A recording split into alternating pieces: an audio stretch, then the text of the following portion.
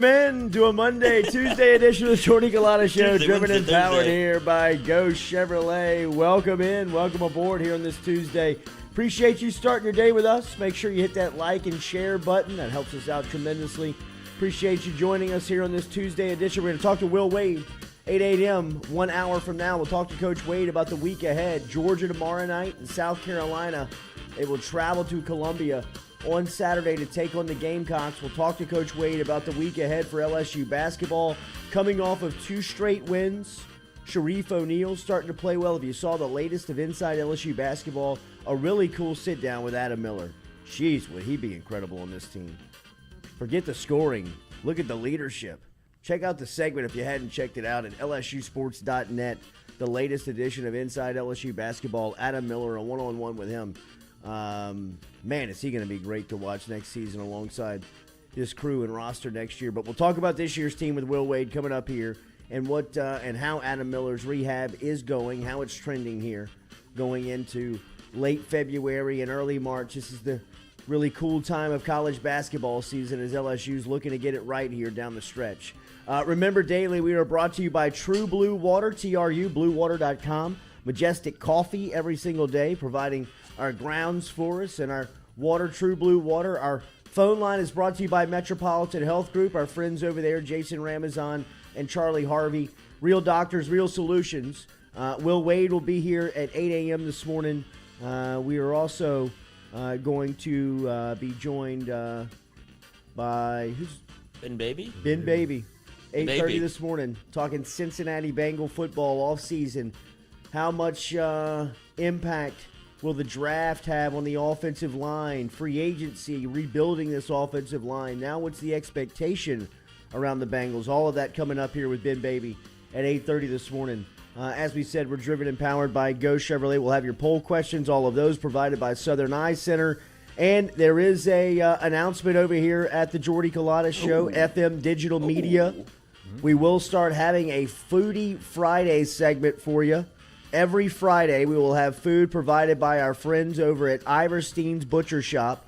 Galen Iverstein and his crew are going to be coming in here, and we're going to have a couple of cooks, a couple who is Literally. yes, a husband and wife tandem who is going to be presented a challenge on Thursday by Galen with a slice or slab of meat that they have to cook from Thursday into Friday morning, and they'll show up with the prepared dish on Fridays for our Foodie Friday segments coming up here starting this week on the Jordy Culotta Show. And this Friday, another big announcement. Mikey Montook, a part of FM Digital Media and Mic'd Up, has announced yesterday that his show is going to go 3 days a week until Major League Baseball and the Players Union can Gets his figure head out out of its ass. what they're going to do and what the season's going to look like. So this Friday, Mikey's first Friday show is going to originate from Fred's Bar and Grill, Old Grill, Fred's Bar. And we're still kind of coming up with the best time. Let us know. We'd like to get to as close to first pitch as possible. We talked about, obviously he runs 11 to 1 o'clock. 11 to 1 o'clock in a bar room's not gonna, it's not gonna flow. And we'd like to Early see if we start. can't get this thing moving and start to build some momentum around this thing and get Mikey at least set up there every Friday on home LSU baseball games to start building up some, kind of a tailgate atmosphere. The weather's been so fantastic. So this Friday, LSU Maine season opener for LSU baseball. Mikey and Mic'd Up are going to be out at Fred's. Frioli, Nay, and the crew are real kind of open to what we want to do. We went and met with them yesterday. Obviously, they've got a great setup over there. It's just right in the shadows of the box. Lloyd and I were talking, Mikey and I were talking yesterday, maybe a 4 to 6 slot, getting as close to first pitch as possible and building some people at Fred's and starting to get maybe a crowd there.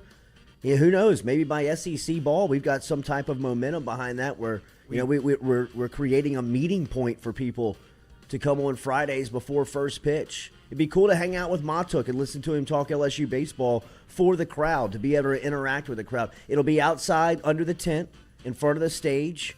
Obviously, they'll have live entertainment every Friday and Saturday night for you over at Fred's, but we'll be in front of the stage, sitting right in front of the couches and the chairs and the picnic tables. Everybody can just walk up and Treat yourself to a live show. Interact with the show. It's going to be a simple setup. We'll have we were out there with our engineer and our producer, Joe Rodriguez, yesterday, and he said maybe a 1 or 2 camera shot, a couple of microphones, a soundboard, and we'll be live, both video and audio. So it's a lot of cool stuff happening over here at FM Digital Media, and looking forward to it. So this week, be prepared for our Foodie Friday segment coming to you by Iverstein's. We're really fired up about our partnership with Iverstein's and Galen. We've been wanting him over here, man. His personality really fits what we have going on over here at FM Digital. So he's really going to kind of start bringing some food to life for us. And our first point will be with Lance and Christy Fauché, our cooking couple on Foodie Fridays. As we said, we'll set it up on Thursdays. Galen will send in a video with whatever choice of meat he decides to challenge the Fauchés with. He'll send that on Thursday, and then we'll have a camera crew over at the Fauchés' place in their kitchen as they're putting the meal together, and have a little package put together for you on Friday morning. They'll be in here. Galen will be in here, and we'll be talking some food in and around tailgating. And as the seasons evolve, we'll be going into football season and a lot of tailgating dishes. So it's going to be fun stuff coming up over here. Hopefully we can start getting some momentum behind that thing with Mic'd Up over at Fred's. I think that'll be really cool. Oh, dude, are you kidding me? Yeah. Get Mikey talking like whenever. Look, Mikey can talk all the sports. You've seen him on here. He came on here as a guest and turned into a co-host within a week. But then when he talks baseball, though, that's right in his wheelhouse. Like, I know he wants to talk all the other sports, but you can see his eyes kind of get big when he talks baseball. So I think having him being able to preview a series from Fred's, you can have food, have drink, have a live show, be able to interact with him a little bit on a Friday before a game. If you start talking about SEC series play and getting that thing rolling the way it should be, and LSU baseball is supposed to be very good this year, I think it's a match made in heaven, dude. We'll have an announcement for you today on the official time, but if you got a recommendation, Please if you're tell inside of the bunker, inside the chat app, whether you're on YouTube, Facebook, or if you just want to text or tweet in or DM into the show, you can always email into the show if you would like to pose a recommendation. Katie at JordyCulottaShow.com, Lloyd at JordyCulottaShow.com, Oh, yeah, please.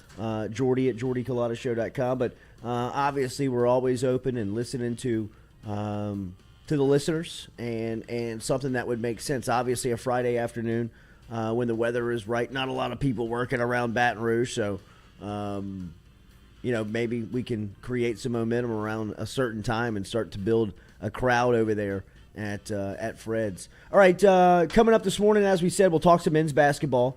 LSU back on the wood tomorrow night. Georgia in town, a very winnable game for LSU with Georgia here. Georgia struggling, 6-19 overall, and only one conference win for Tom Crean and the Georgia Bulldogs. We were talking about it last week. Georgia's got 3 starters, former starters now in the SEC, starting on teams. Katie Prince at Auburn, one of their top players. Obviously, Severe Wheeler is the guy who is over at Kentucky, who was maybe one of their best players, their best player through certain stretches. And I'm missing one. Well, we were talking about kind of what's happened to the roster with Tom Crean, how it's almost a fireable offense, the players that he's lost from Georgia to other SEC schools and where they're making impacts. And it's just like, damn, Georgia should not be as bad as they are if they were able to hold on to any of these people. And it's a dire straits almost for Georgia basketball, but it couldn't come at a better time for LSU to kind of keep this train rolling. So I think Will Wade is, never counts a win before it's in the basket, but a great stretch here to kind of get them ready for tournament time. Yeah, Katie Johnson, who is over at Auburn, one of their top players, and he was a 4-star recruit. He was a big-time player for Georgia. That was a big-time loss for Tom Crean. Look at the numbers. The transfer portal, Will Wade was able to clean up. I think Wade was probably the example that a lot of people were looking at last season as people who were learning how to recruit the portal and really get in there and get impactful players. And Adam Miller, who we talked a little bit about before we jumped into our show today. I mean, he's a guy that was maybe the top transfer on some people's board. If you looked at a lot of lists, he was top 5 guys that were in the portal and up for grabs after only one season in the league, and Wade was able to put those guys in the program. Georgia and Crean lost 9 players to the transfer portal last year. Basketball team. 9 players jump into How many those. are on roster? 12? Is it 12? 15. 15? Yeah. Well, that's half. That's But, I mean, like 12 scholarships. scholarships with 13 scholarships with 2 walk-ons. Right. You know what I mean? So It's a whole roster. it's pretty much. it's unbelievable. Severe Wheeler ended up at Kentucky. Andrew Garcia. They just they saw a. Not they're hemorrhaging players. They're hemorrhaging players, man. Golly, look at the guys that they lost last year. I mean, it is amazing to look at some of the names that they lost. Severe Wheeler ended up at Kentucky. K.D. Johnson ended up at Auburn. It is. I think that is a fireable offense when you look at one basketball program and see 9 guys leaving. It's just how do you even field a team? How do you even field a team? The Southern Eye Center poll question of the hour: what time should Mic'd Up go live on Fridays from Fred's? 1 o'clock, 3 o'clock, 4 o'clock, other. Let us know over there, as we'd like to get as close to first pitch as possible. I think so too.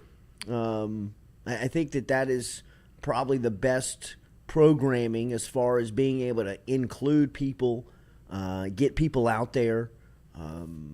Do a solid for the sponsor. Try to bring some people in to spend some money, but You don't want people there at 11 a.m. trying to get boozed just up. doesn't make a lot of sense. I mean, it can in Louisiana. Sure, it does. But I mean, it's tough. It's tough to put together. But something in the afternoon, something in and around LSU baseball. Mikey Matuk, a former All-American and giant Legend. within the program, is going to be running that show just in the shadows of Tiger Stadium. To me, I think that it's the closer we can get to first pitch, the better. I mean, the more effective the programming will be. So let us know. The Southern Eye Center poll question of the day up for you over at the Jordy Culotta Show. All social media platforms for you. And remember, over at Southern Eye Center, if you mention the Jordy Culotta Show, an incredible deal by our friend Ann Shaw over there at Southern Eye Center. Brand new shop over on Jefferson Highway. Mention the Jordy Culotta Show, and you get 25% off of the sunglasses selection over there. So if you're looking to get some sunglasses here for the spring and summer, and you want to look at a new selection, go check out Southern Eye Center on Jefferson Highway. Mention the Jordy Culotta Show, and Dr. Shaw will take 25% off of your sunglass selection just by watching our show. So we appreciate it. The Southern Eye Center poll question of the day up for you.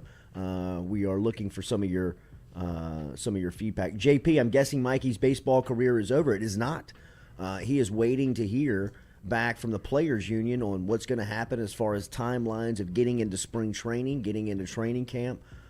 He's a free agent, so he is waiting to hear back from teams on where he's going to land in spring training. But I think that his agent got a pretty good idea that he was going to get an invite to camp with somebody.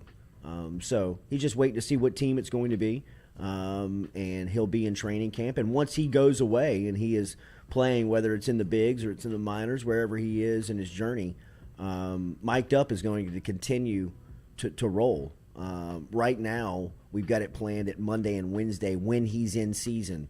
But right now with the lockout, not showing any signs of none, zero. Actually, it looks like it's getting worse. It's getting worse, is what it feels worse. like. It And does. Mikey feels that way too. It's like we're not making any progress because they have meetings every weekend, and it's like he'll talk to his agent. It's like, well, how'd the meeting go? It's like bad. This is not like we're not anywhere close to where we should be in terms of making a deal and getting ready for the season. So until news gets good, It's good news for us. Well, I mean, until news gets good, he's going to do more programming, and as he announced earlier this week, he's going to take an original, decided Monday, Wednesday schedule and extend that to Monday, Wednesday, Friday, and hopefully we can get this thing going over at Fred's, where at the very least he's over there for home games, potentially every Friday, but we need to build it up. We need to, find what makes sense and what's the best to build the crowd and the momentum on these need Friday your support. shows. So it's going to be cool. Yeah, perfect. Get in a perfect world. It's like a college game day arena almost. Like it's kind of that same feel where you're doing a live show. You have guests coming in and out. There's some interactive stuff that we're trying to kind of throw against the wall and see what sticks. But it's an ever-evolving process. You'll see it start off on Friday, and you'll see it by the end of the year. It'll be probably something totally different than what we started with. So it's very exciting. Yeah, it is. LSU football in the news. This could be big for LSU. 4-star tight end Mark Markway from St. Louis will be visiting LSU on March 11th. He announced that on Twitter. Markway also plans to visit Ohio State, Miami, and Iowa.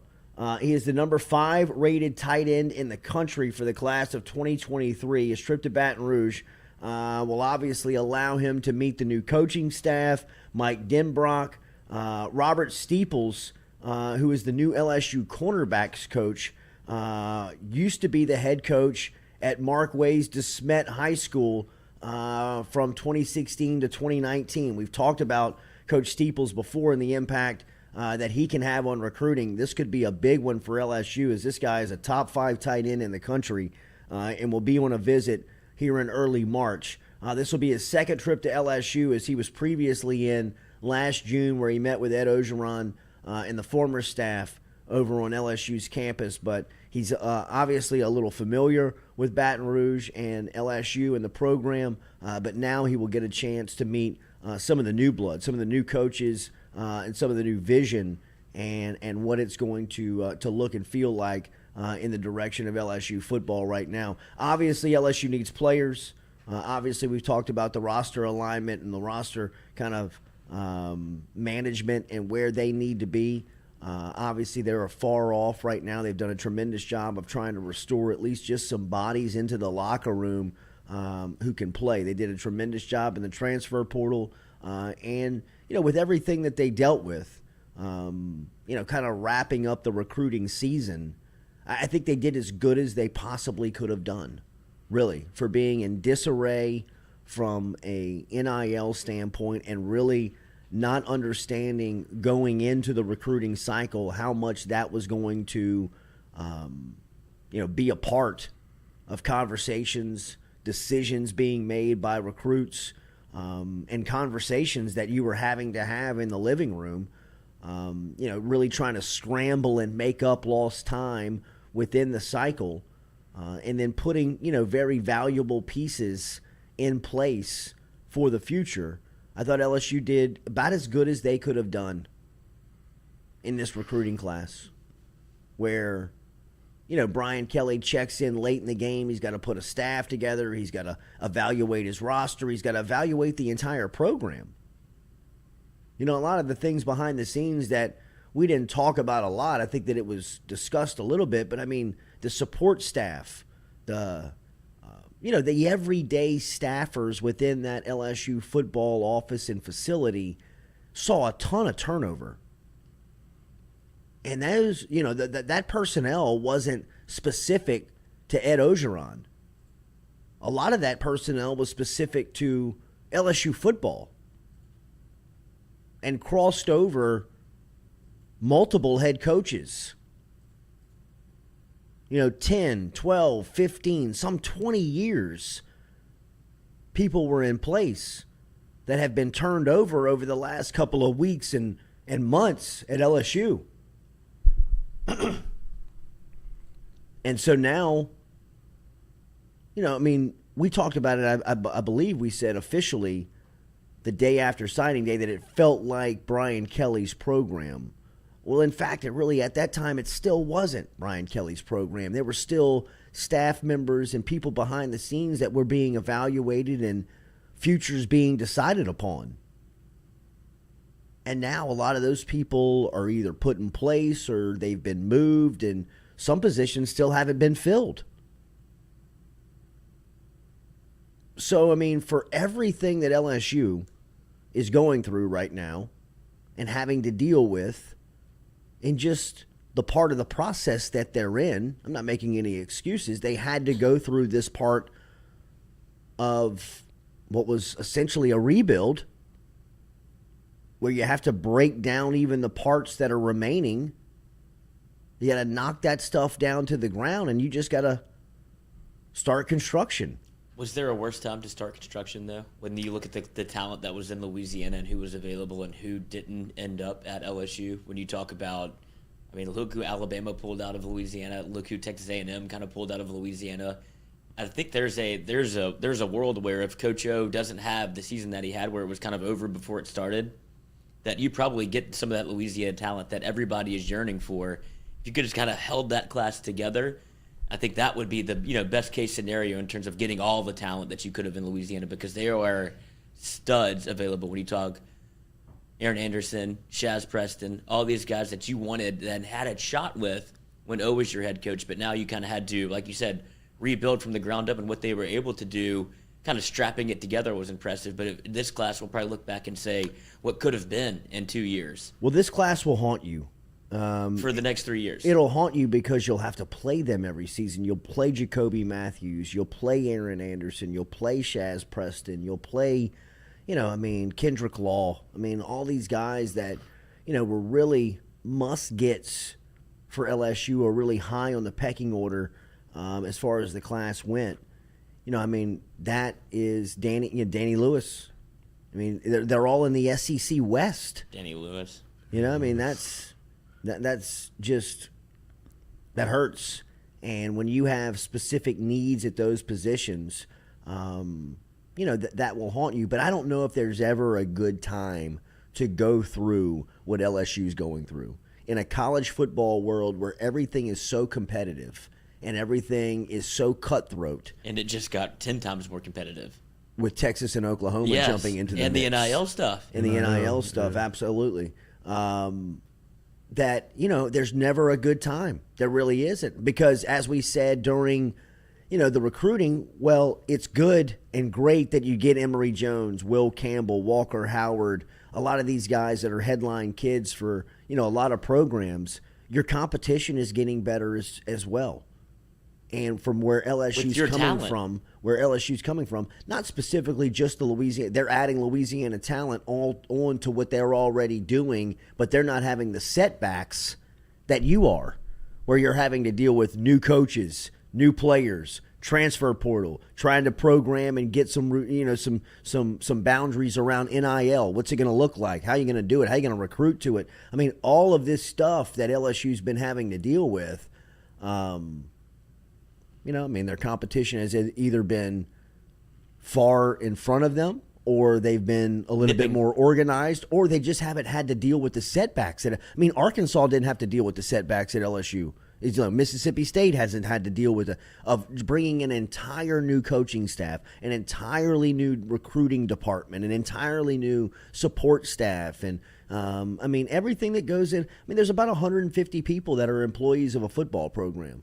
There's every single day, all of those 150 people have a certain task in front of them. Well, there's a reason you had to bring in 150 new people, too, because the place was a shit show. So, you're having to, like you said, rebuild. You're having to start over because, as everybody has said that was in that building, was you wouldn't believe how bad it was at the end of this thing with the end of the Orgeron, Panamsky era. And so he probably walked in and was like, oh, this is worse than I thought. I have to go get all new staff members. I have to gut this place. And if you're a competition to LSU, isn't that means that LSU's ripe for the pickings? That's when you start going to get that in-state talent, because LSU was in shambles a little bit. And we did this with the Les Miles era. Whenever it was at the end of its rope, Les Miles kept holding on to his job, because he was able to bring in such good recruiting class. We don't want to miss because they're committed to less. It's no, at some point you have to rip the Band-Aid off, and I felt like LSU kind of had to call it at this point and say, well, we might miss on Aaron Anderson and Shaz Preston and Jacoby Matthews, but at least we'll get this thing right for 4 years from now. At some point you just have to say enough is enough. Yeah, and I think that's ultimately what happened with Scott Woodward. He just said, this is enough. It's enough. Fire me. Right. He's living his best life, though, over there. Old Ed seemed to enjoy Los Angeles. Absolutely. He's in a great spot. He's got no pressure. And he's been killing it on TV. Yeah. If you get that version of Ed Orgeron, he has a job in TV where he can tell the Adrian Peterson stories, where he can tell those recruiting stories. Because he has those for days. Because that man, whenever he was right, nobody probably worked harder on the recruiting trail. That's where he cut his teeth. and to hear those like Adrian Peterson stories and just the kind of behind the scenes stuff that goes on in recruiting that you didn't really know about was unbelievable. Well, I mean, that's where he's at his best. He's Right. He's recruiting right there. Yes, You know what I mean? he's recruiting for him. He's pitching himself essentially. Absolutely. He's selling himself. And yeah, that's where he is at his best. I mean, it really is. He's so relaxed. He's calm. He's very comfortable in his own skin. And I think he understands that he's a unique character, right? Like, like Coach O is A character. Yeah, right. I mean, it's a character of who he is, and he'll play that, to kind of get by. But I mean, what was proven is that jobs like LSU and Ole Miss and the organization that goes into running those programs every day, he just can't handle that. I mean, he just can't handle the tasks or just the discipline it takes to do it. You know what I mean? The discipline I couldn't do it. I mean, if I had that much power, money, time, all this stuff, bleep it up so fast, quick. I mean, a lot like he did. Yeah, I mean, it would really, be exactly like that. Yes, it's very relatable, I think, to a lot of people. Where it's like, wow, I mean, this guy is probably a little underqualified, and this thing is moving really fast underneath his feet. And the fact that he was able to wrangle it a little bit was impressive. He was just holding on for dear life. I mean, Joe Burrow, take this thing.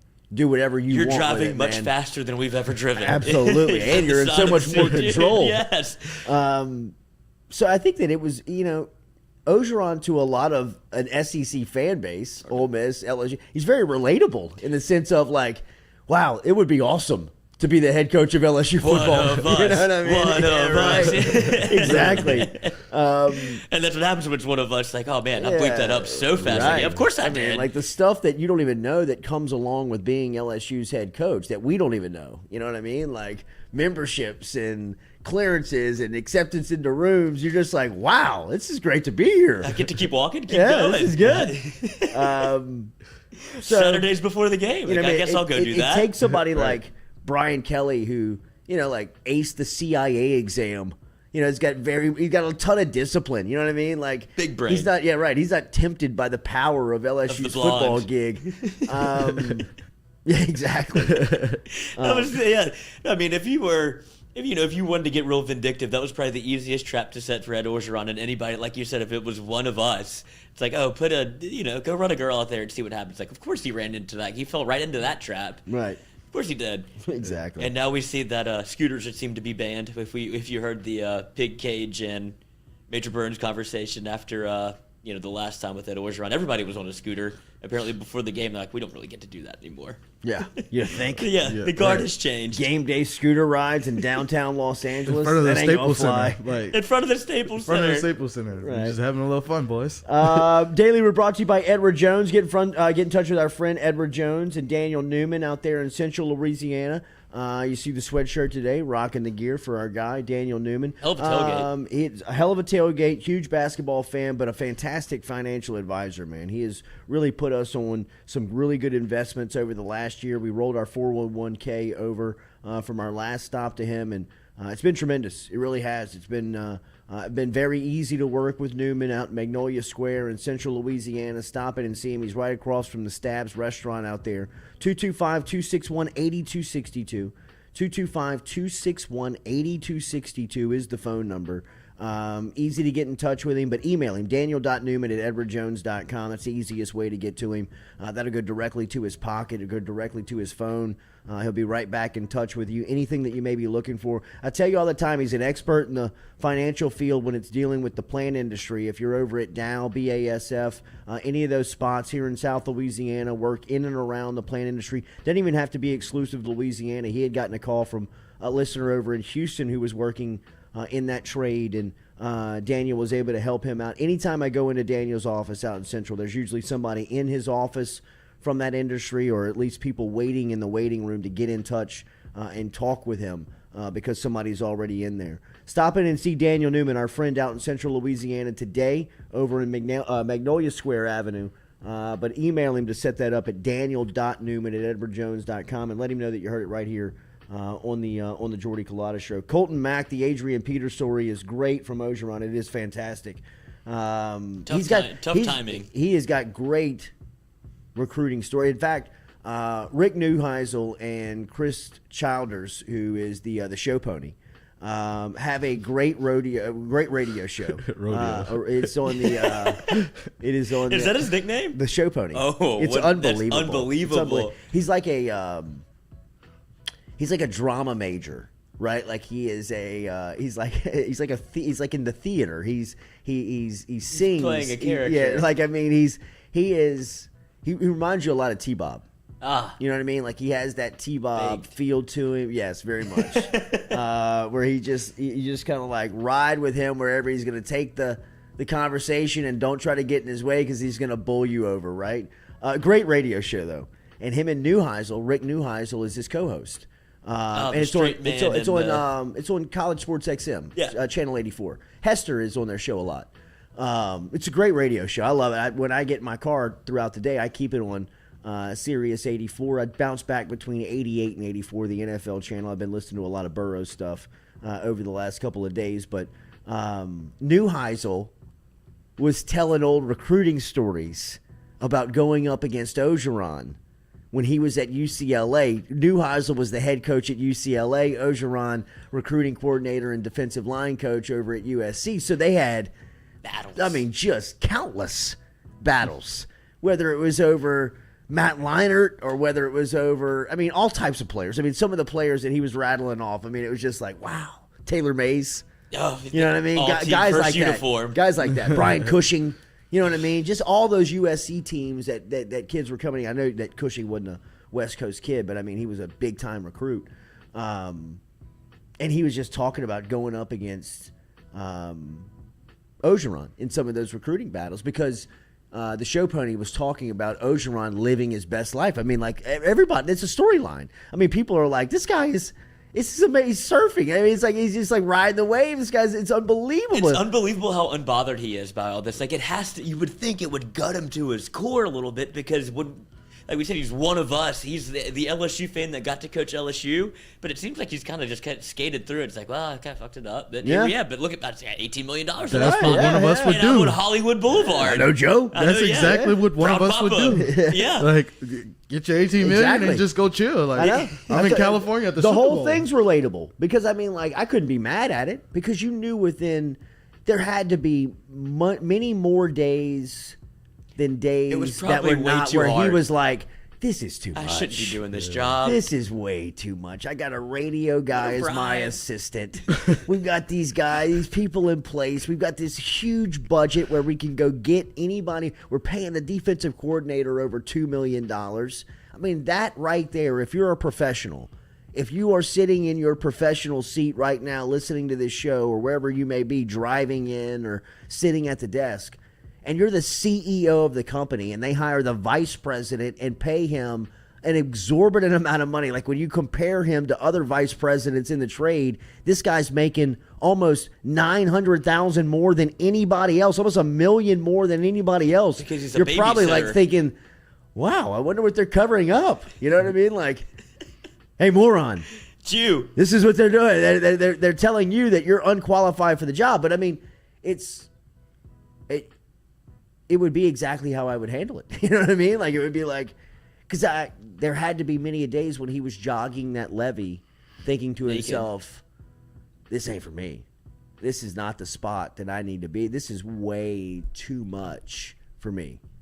You could tell. In so far over my head, but I'm going to keep riding this thing. And the only thing the thing that tripped him up is that he didn't think he was in over his head, right? Like, you run off, you essentially ran off Dave Aranda. I think maybe at the beginning, he probably was like, I can handle this now. I know the mistake. A lot of the stuff that he was selling, it was probably a lot of recruiting BS and a lot of salesmanship, but I think probably internally, he probably believed, I'm ready for this again. Like, I've done the interim stop at USC and really had success.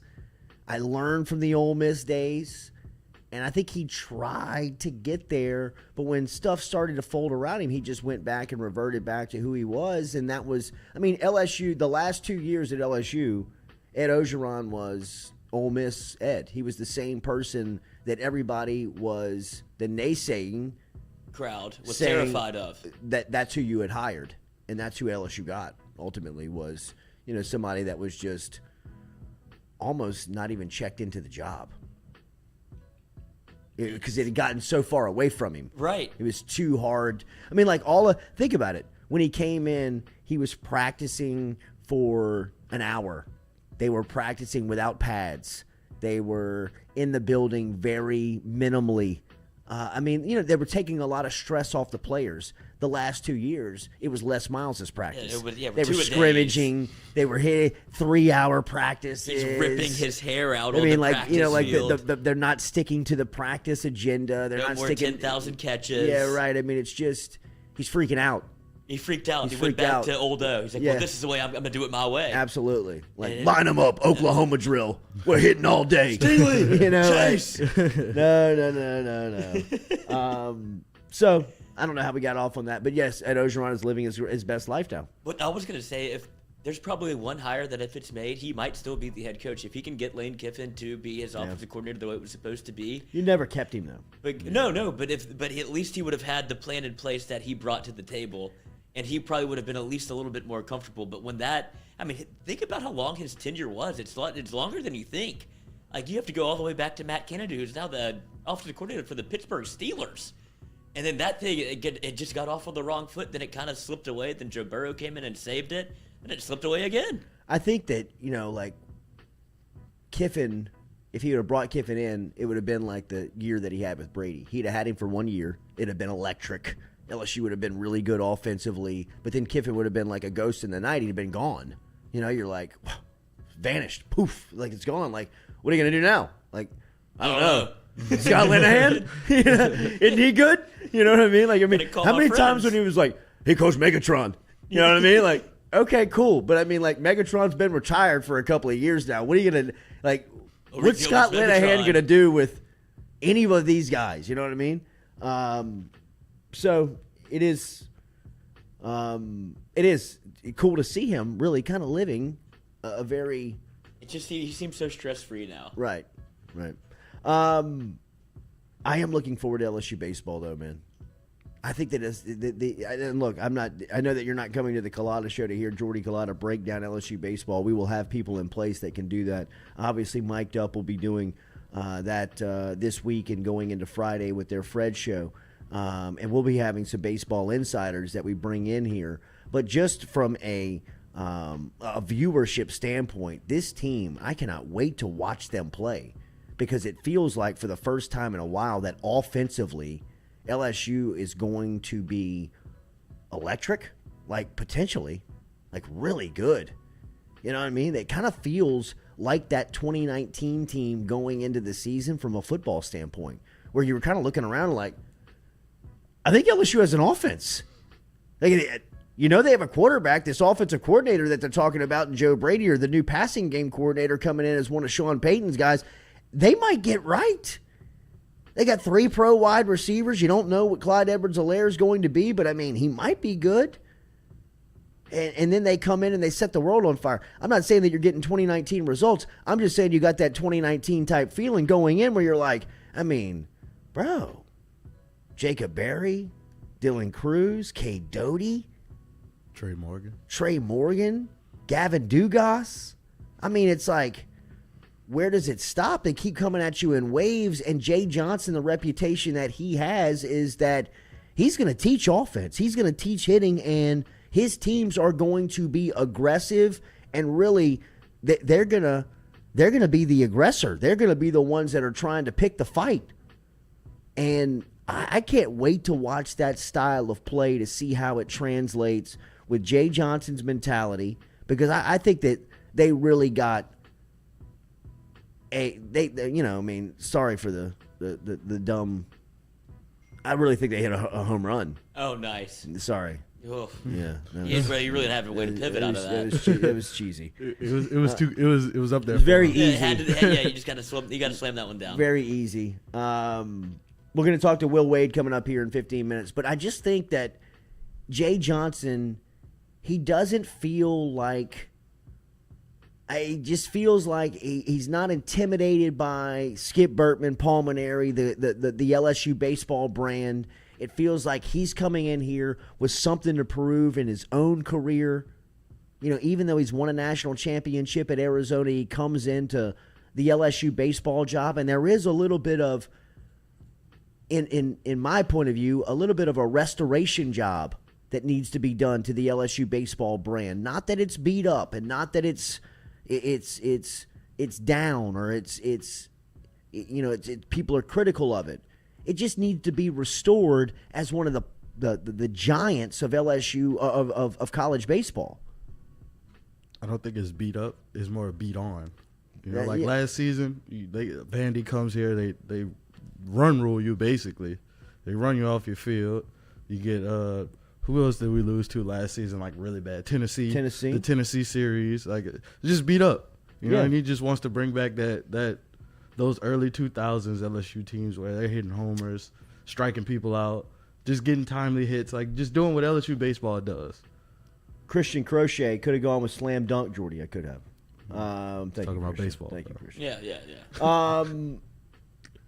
I don't know a lot about the pitching staff. I know that they've got guys coming back like Devin Fontenot, and Reiselman's a guy that's coming in with a little bit of expectation. I heard Jay Johnson say the other day that they could pitch upwards of 9 to 10 guys. I don't know the roster like that. I can't dive into the names. I can't dive into the expectation. I just know of hearing people like Matuk and Trey Morgan speak around the studio and listen to people talk about the game that know what they're looking at, is that LSU baseball is going to be a little bit different this year. They're going to get a little bit of that swagger back. Maybe, not as much the kid picked on to being the bully again, right? Where, nobody was really pushing LSU around. Nobody was ever really, coming into the box and, planting the flag. And I think that's happened over the last couple of years. And from a restoration standpoint, LSU just needs to kind of get that back. And I think an offensive-minded team that features potentially the number 1 overall pick in Dylan Cruz down the line, and a guy like Jacob Berry, who's picked by every service I've seen's got this kid Berry picked to be the player of the year nationally. And you add him onto a roster that features that sophomore class of Morgan, Cruz. You got a guy like a junior in Cade Doty who's, it feels like he's about to bust out. Gavin Dugas, Jordan Thompson. Thompson's a part of that sophomore class that you talk about with Morgan and Cruz and Thompson and those cats. You add an offensive-minded catcher to the mix where you now get some pop and hopefully you can get some power from that position. So I think that, I'm obviously sunshine pumping. I'm obviously looking. We haven't seen it haven't started yet. Why would you not? At a lot of the positive, and I don't know a ton about the conference. I'd imagine that Florida and Vanderbilt, the usual suspects. Ole Miss returns Arkansas. Everybody. Arkansas, Texas A&M now with Nolan Cain. They're going to be getting good players. So, I think that LSU with Jay Johnson, there is a lot of excitement heading into year one. Rarely do you see a coaching turnover from a legend like Maneri to a established alpha in the game like Johnson and get a class like this and get a group like this in year one, a roster like this in year one, where you got, they're a top 10 team in the country. Every publication I've seen, some people have them 3. Other people have them 7, 8. I've seen 10. But they're a top 10 team going into the country, going into the season. I really am. I'm excited about this LSU baseball season to see what Jay Johnson implements in year one and what he's able to get out of this offense in year one. The 3-headed monster of Morgan, Cruz, Berry. Well, that's what I was going to ask you. If he doesn't, God, that is murderer's row, right? If he doesn't bring in Jacob Berry, don't you think the expectations are much less? It feels like he brought him in and everybody was like, okay, LSU's going to be a player now. Some people behind the scenes that were giving a little insight to the LSU football coaching search. One of the things that was a big deal to Woodward, it seemed like in hiring coaches, is can you bring anybody with you in the transfer portal? Think about it. That's a new way to look at it. Kim Mulkey's brought over Hannah Gusters and a couple of Alexis Morris, think about her players this year Relationships. that she's brought over and this team. It's all the players. I mean, the impact players are really the ones that she brought over that transferred in. I mean, Jacob Berry, he's picked to be the National Player of the Year in just about every service I've seen. He was the best freshman in the country last year. Yeah, Dylan Cruz is on the squad. But if that was a big deal to Woodward, right? Like it was, like we've heard in the football search, it obviously was in the women's basketball search. I mean, think how much Johnson put himself out in front of everybody else when he was like, "Oh yeah, Jacob Berry's coming with me." Yeah, and I might have the first overall pick in my back pocket. Like that has to swing the room a little bit when you're talking about. I think going you get to on an the plane interview. and you say send the contract. I mean, if that's one of your qualifications, if that's something that you're looking at as a prerequisite of saying, if he checks this box, that's a big time. You know, if he can bring some players, I don't even know if you're expecting Berry. I think you're just like, can you bring a couple of arms? Can you bring a pitcher or two? I mean, LSU lefty somewhere. Yeah, right. I mean, Landon Marceau and Jaden Hill were, back-to-back pick, like first day, second day picks in the Major League Baseball draft. LSU needs arms. Can you bring anybody? I don't know if I can bring arms. I got to bring Jacob Berry. No, I could bring a bat. Yeah, right. I can bring the best player in college baseball. He did bring an arm though, Riley Cooper. He's brought a couple arms, man. And Blake Money got all slim. Yeah. I mean, like you said the other day, they're going to throw upwards of 10 arms. I really think that, I mean, like, Omaha's not out of the question, right? I would agree. And it's good. Well, the thing is that I think it excites most people. It's going to look totally different. It's back to, I mean, what's synonymous with LSU baseball? It's guerrilla ball, and it seems like they want to absolutely mash. They're just intent on scoring runs, which is kind of harkens you back to the old days of LSU baseball with the Intimidator that they just refreshed. Like, it just seems like there's a new kind of a breath of fresh air, a breath of like life in LSU baseball at the moment. Well, you'll get to see how good this team is early at the Shriners. Yeah, the Shriners Classic in Houston. They have which is a great event. Texas is number 1, preseason number 1. Yeah, so you'll get to see how good this team is that weekend. Look, man, I think that it's gonna be fun. It's gonna We're be a fun watching baseball college season. athletics change right in front of us. Like whether it's baseball, basketball, or football, but with the transfer portal and how you're able, like you're basically almost making hires off of what they can do in the portal. Like, look at what Brian Kelly did. Look at what Jay Johnson did. Look at what Kim Mulkey did. Like, without the portal, those are 3 straight rebuilds for LSU athletics. Instead, you're a contender again, almost, it feels like, on day one. Oh, the women's team might be a 2 seed. They're, just ranked 11 in the country. Yeah. They won 9 games last year. It's unbelievable. So it's interesting to see what will happen here with this college baseball season. NIL will have a huge effect on baseball too, I believe. I think NIL has could potentially have as big of an impact on baseball as it could have on any other sport, just because of LSU, because there's a passion down here, there's money that supports the program, and those kids are accessible. Tops can only take you so far. Those kids are accessible. Speaking of baseball recruits, LSU got another one last night. Really? Yeah, David Hogg the second. Oh, the Hogg. Class of 2024. Wow. Shortstop and third baseman. Dude, he's cleaning up. Yeah. I don't know what to think about baseball recruits. It I don't seems like either. LSU always takes massive swings, like my guy Mikey Romero. Yeah. I feel like he's league bound. No chance. Great conversation though. NIL. Maybe. I don't know if you can You can- contend. I I don't don't think know you if can you mess with first-round contend money. first-round money. Yeah. True. You got to really love college, really want to do college. I think college baseball players really love college. They yeah, do. absolutely. I think they do do love just college. fine. Absolutely, they do. Really might not be a better sport It's the to money. play in college. Yeah. True. They are out. Well, they got the time, bro. Right. You know what I mean? You don't really have to get in shape until Yeah. January? And even in shape. Yeah. You know, like, I mean, what's I'm baseball not a shape is DB. not- Right. Right, well, that's what they mean? say. Like, she Right. actually hit bombs. Yeah, absolutely. Track a fly ball, corn, a can of corn. Yeah, we got the DH now. I can do that. Like Blake, my friend's looking at Blake. What are you doing? You could stay 40 pounds overweight. It doesn't matter. No. That- Yeah, he's still throwing cheese. All right, our first hour is brought to you by City Cafe. Remember, City Cafe's got lunch specials every single day. They also have brunch specials on Sunday. Stop in and see City Cafe. O'Neal and George O'Neal, where good friends meet. Stop in and see. We're going to have a staff luncheon over there on Thursday at City Cafe. Got a little private room booked off from Cody and Squeaky and the crew. That's what I mean. Squeaky. Celebrate the hard work. Basketball fanatic. Is he? Junkie. Squeaky Miranda.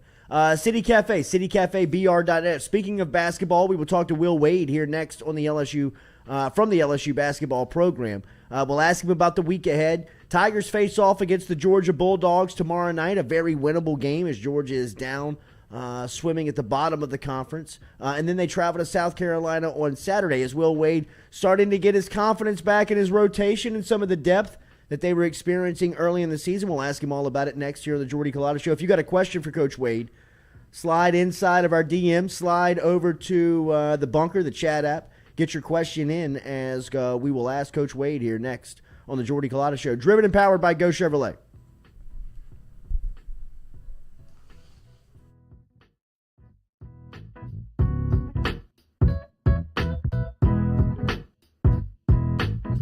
Do you have questions about your finances? Are you looking for recommendations from a skilled financial advisor? Get in touch with our friend Daniel Newman over at Edward Jones. You can find him easily by logging online and shooting him an email at daniel.newman@edwardjones.com. That is daniel.newman@edwardjones.com. Whether it is help with your 401k or just fiscal advice heading into the new season, get in touch with Daniel today. Best way to do it? Email him, daniel.newman@edwardjones.com. He's our experienced financial advisor. Let him be yours, daniel.newman@edwardjones.com. The Jordy Culotta Show is brought to you by Hebert's Lawn Maintenance. Commercial or residential, Hebert's Lawn Maintenance is ready to work. Hebert's can tackle all your homeowners association requirements. Call Blake at 225-485-8022. Hebert's Lawn Maintenance. Papa Earl's, the fine spice, originating right down here in South Louisiana by our guy Mark Pop Norman. Developed it back in 2018 and won Amazon's Newcomer of the Year in 2019. They pride themselves in having 30% less salt and sodium than the leading brands at the same price point. You can find them locally. Look for Papa Earl's at Rouse's, Calandro's, Mathern's, High Neighbor, and more.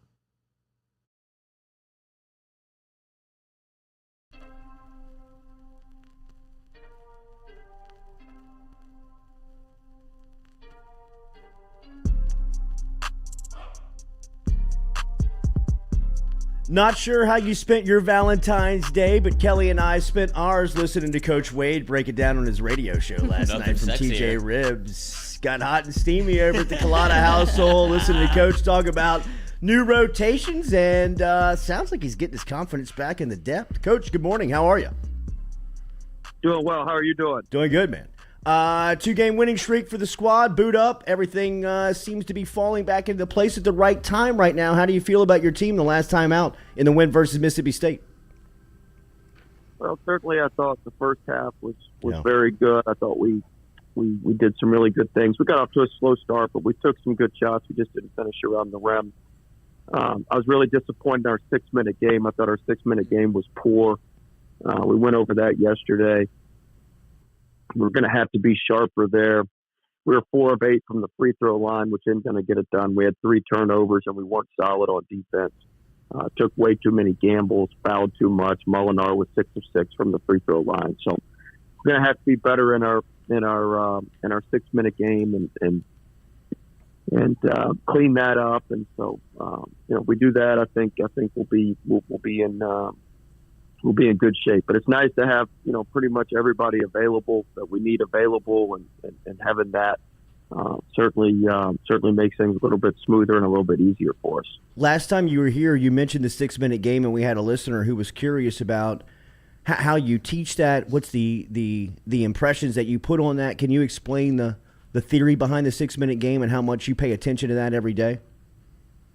Well, 75% of the games in league play come down to 3 possessions or less. So we spend a lot of time working on these late game situations and working on, the 6-minute game, which is what it's going to come down to. And so our 3 rules for the 6-minute game are, value every possession, be solid on defense, and make free throws. And so I think if you do that, you give yourself the best opportunity to win. And so that's how we chart everything in the last 6 minutes. And we didn't do a very good job against Mississippi State, but we've typically been pretty good in those situations. You cut the turnover number down to 14 last time out versus Mississippi State. I know you think that's still too many, but is that just X getting into the flow of the game and really starting to feel it? Because you could see that he's really starting to kind of find his rhythm out there and setting guys up and really dictate the tempo of the game. Yeah, I mean, Gaines turned it over 5 times, 4 in the second half, 2 in the last 3 minutes. So yeah, I mean, part of it's just getting our rhythm and getting his feel back and getting his timing back. It's different in practice. The speed's not as such as it is during the game, and so it's a little bit different in practice. And X getting out there and getting the game reps and understanding what's going on in the game, I think that'll continue to improve. I was really pleased in the first half with only 4 turnovers. That was huge. Part of the reason we were able to score, 37 points and didn't score for 4 minutes was because we didn't turn the ball over very much. So if we could get that number, if we could keep that number between 12 and 14, that's still a little bit high, but, from where we've been at 17, 18 a game, that would do wonders for us offensively. What jumped out in the first 20 minutes the other night? Because you mentioned it, and that's about as good as you can play, right? Well, I thought, I thought we played complementary basketball, which is what we have to do when you're more of a defensive-oriented team like we are. So I thought we were able to play good offense that allowed us to set our defense, allowed us to get into our defense. We didn't throw a lot of pick sixes. We didn't do a lot of stuff that gave them unnecessary, easy opportunities, which we're prone to do sometimes. We didn't do any of that sort of stuff, so that was extremely, extremely helpful to,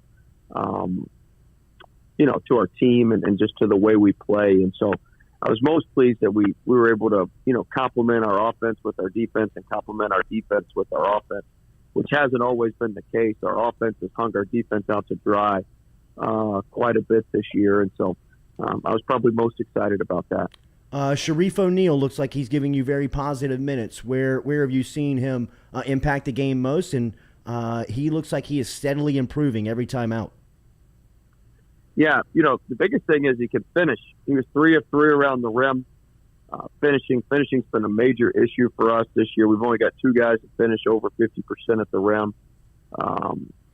Brandon Murray and Tori Easton. Brandon's at 73% and Tori's at about 55, 56%. Everybody else on our team's under 50%, including some of our guys that have high rim attempts. We just don't finish very well. So the number one thing is Reef finishes at the rim, finishes in the restricted arc, which is huge. Now it's like I told him yesterday. We need consistency. Mm-hmm. We need consistency. We need consistency of work. We need consistency leading up to the games, and we need consistency in the games. He's done this a couple times where he's had some solid games and done some good things for us. And now, can he do it back to back? Can he continue? Can he continue to improve? Continue to work? Continue to do this? Is that a yawn? He does. Do you sleep at this part of the year? Was that it? Is that the first? Is that as close you've ever been to sleeping? No, I'm fine. Good.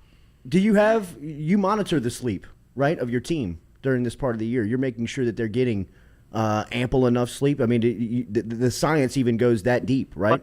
Players are. I'm not sure the coaches are, but the players.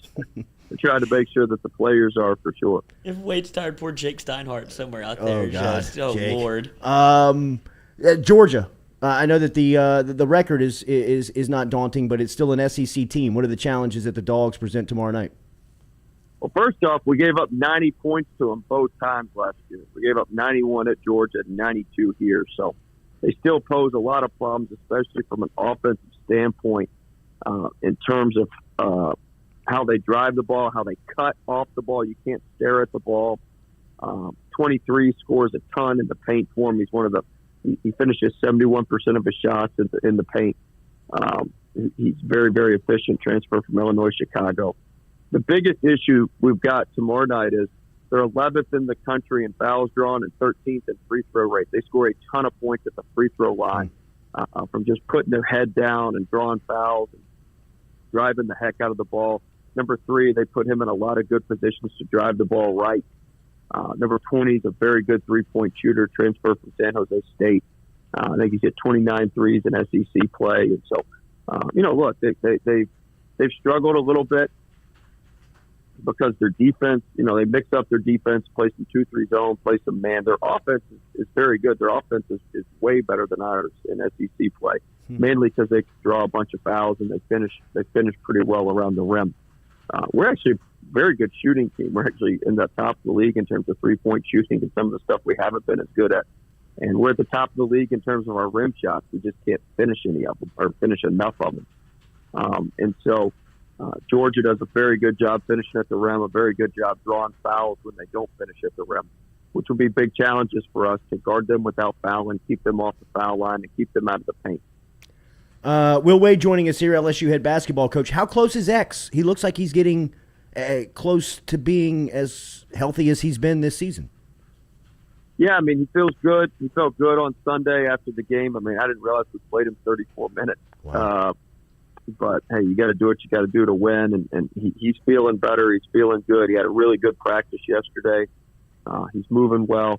The new I don't even know what it's called. It's like a half brace, half sleeve. The new, knee contraption, I guess you would call it, that he's wearing. I think it's perfect for him. It gives him the confidence that he's got a little bit of support there, but it also allows him to play freely and allows him to not feel like he's got a cumbersome brace on or he's got something that's holding him back on. So I think that's been really, really good for him. And he's somewhere between 95 and 100%. He's pretty close to where he's been. He's getting his timing back. He's got to get his legs back. All his threes have been missing short. Got to get his legs back on his shot, which he did yesterday. And so I'm hopeful that he's turning the corner here, and hopefully he'll have a great game tomorrow night, and we can continue that as we move forward. Can Fudge play his way back into the rotation, or does those minutes now go exclusively to Sharif? Well, Fudge has been a little bit hurt. He's had a leg injury, so he's been a little bit banged up. But certainly, Justice and Sharif have taken advantage of that opportunity, and we'll kind of see how it all shakes out. It always comes back to guys, though. Fudge will get an opportunity here as we come down the stretch. He's just got to stay ready and be ready when he gets that opportunity.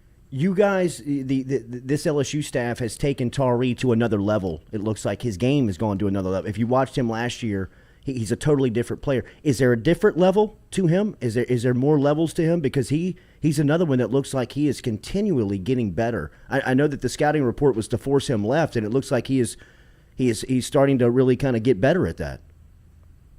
Yeah, we do 10 minutes of look, first off, give Tori all the credit. I mean, look, we can give you the roadmap. You got to do the work and have the work ethic. I mean, after he had the great game, it was a joke he wasn't the SEC Player of the Week this past week, by the way. But after he has a great game against Mississippi State, he's in the gym on Sunday working. We do 10 minutes of left-hand drive and finishing work. He's shooting 44% from three in SEC play, which is huge. That opens up all the rest of his game when he can make threes and make threes at a high clip. But he's an extremely hard worker. We certainly give him the roadmap, and he has to follow it. And he does a great job. He does a great job with that, and so he's continuing to improve, continuing to get better. We can continue to get him better finishing around the rim. He can finish at a higher clip around the rim, turn some of those 2 free throws into some and ones. Continue to work on that left-hand drive. He had a huge left-hand drive at the end of the game. And so, we're going to continue working with him. He's going to continue getting better, but very, very proud of him and very, very pleased with how he's played. Southern Eye Center poll question of the day updated. How many hours of sleep does Will Wade get? 4, 6, or none? None. The leader in the clubhouse here early on as LSU gets prepared for Georgia tomorrow night inside the Maravich Center. Crowds have been great, Coach. We'll see you tomorrow night. Yep, hope the students, hope everybody comes back out tomorrow night. It's a huge game. No, it's an early game at 6, but everybody's been awesome. So hope we'll have a great crowd tomorrow night. Appreciate it, guys. What was the deal you had to make for the gumbo pot? You'll see later on. Boot up, baby. We'll see you tomorrow night. Boot up, guys. There he is, Will Wade, checking in this morning for LSU basketball as the Tigers take on Georgia tomorrow night. Very winnable week here for LSU. They need to go 2-0. They need to wake up on Sunday morning, and they need to have a 4-game win streak with wins over Georgia and South Carolina. These are 2 very winnable games for LSU. Most surprising thing he said there was he yawned. X 95%. No, that's surprising. X 95% is huge. That is big. I mean, usually you won't hear a head coach give that type of percentage on a player that was as banged up as X was. They still try to play the 80-85%, even if they're at 95%. But for him to be as transparent as he was there, even with the yawn, through the yawn, but didn't like that we brought it up. I don't think. I I can't don't think he believe liked he that called either. him I'm fine. Then he brought a little energy with the next answer. right? He's pissed that you called him out. Well, hey, well, Yeah. Well, get your sleep, man. Wake up, I'm looking out for him. Okay. Where are we on our Southern Eyes Center poll question of the day? We already had one up in hour number 1, but our next one is Will Wade. How much sleep? 4, 6, or none as far as hours go there for the head basketball coach. I'd imagine at this point of the year, too. This is such a crucial part of the season. This late February, early March push. I feel like that he should have, this is when you can kind of, I don't want to say get some sleep, but now that you've got your rotation settled, if you got X at 95%, I feel like he could take a nap. Maybe he naps during the day. I do agree with what he said about Fudge, is that in basketball, at some point, it always comes full circle. And even right now, when you're a little down and out, you think somebody's stealing your minutes and you're not getting as much run as you did at some point, somewhere along the way, you won't get tapped. you're gonna get in there and you're gonna have to be the dude. Overtime Fudge. Absolutely, man. And it's I think that's one of the good things that Wade, the staff, has really done is kept everybody checked in. And I think he gave you a little insight there on Fudge. He's been a little banged up over the last couple of weeks too. So I mean, I think that Sharif's minutes being extended. Damn, I didn't ask him about Adam Miller. I wanted to ask him Call about him Adam back. Miller because of the He's asleep already. Might be napping. because of the Well, if you need help, the holler at me. Inside LSU Basketball edition, the latest, has a piece on Miller that is just, man, it's Makes good me stuff. miss him more. It is good stuff, man. Speaking of fudge, Oh. Oh, It's National Almond Day. it's National what day? Almond. Oh, okay. And we're big almond. Okay. That has nothing to do Squad. with what I'm talking about with fudge. But Finish around the rim. A lot of Oh. finish around the rim talk. no, I was going to say if y'all checked out. was I know Valentine's you Day. have Brittany's Instagram account lately no. with the fudge and the chocolate. It Y'all. was. It She was. needs She help. painting her body with fudge. No, No. she's just melting She's in it. Is she in the bathroom too? She's in a bathroom because that's a bathroom sink with melted chocolate on a plate. Just putting her fingers in a spoon. like Two through Girls, it, One going, Cup This all is over the most again." beautiful Chill thing I've out, ever bro. seen. Chill out. Brittany, bro. If you've seen what? Two Girls, One This Cup, is don't so Google glorious. it. It was so I mean, weird. it's the weirdest. Why is she doing I don't this? know. It's so scary, y'all. I mean, she She has issues. To the She point needs that to Katie be- and I were like, maybe she did need that I agree. she conservatorship. 100% No, I have- needed it. I've not gone full circle on it, but there's definitely been moments where I'm like, okay, it kind of makes sense. Well, go check out her latest Instagram. No, I and can't. you I will. can't. It's tough to. She has entered the realm of tough to watch. Yeah, she has. Lloyd proud and I of her. watched it last night. Her dance move. She's doing more dance moves in like different bathing suits, like, and she looks so bad. Is it meth or like Oh. Molly? No, I don't think it. Molly would no, be awesome. What would you It's be not on? meth because she's still a little. I mean, Yeah, she face. still looks normal. Her Yeah, I face mean, is her bad. eyes. No, she looks Yeah. bad. She Her looks eyes look like there's nothing back pills. Yeah. Probably. Maybe. Yeah. I Some don't type of know. pills. I just Allegedly, don't know what. this is Alleged. these are Alleged, alleged. alleged. We're back to all- it. You This want to is run all your alleged. hands through melted chocolate and moan about it. Like what drug? there. Molly. So, Everything feels good. so maybe not. This feels great. But she Then you kinda wake looks up like, I'm in a meth mess. head, Any too. water? Any Vicks? Let me Remember rub this on my chest. Go to see Kings of Leon. We need to remake the video. Go to the chocolate video. dubstep concert at the varsity. Daily, we're brought to you by Morales Roll-Offs, dumpster rentals.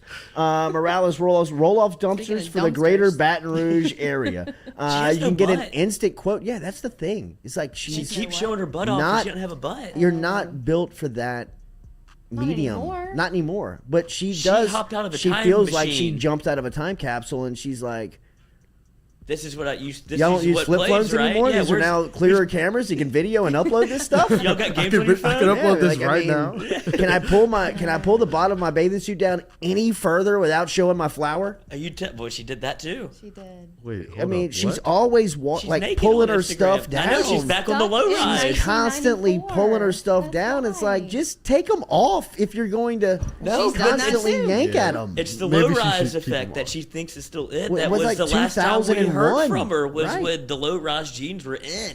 And she's like, y'all don't do this anymore? Like, no. Nobody plays Snake on their phone, Brittany. Nobody It's does bad. anything that, That you're you're doing doing. anymore.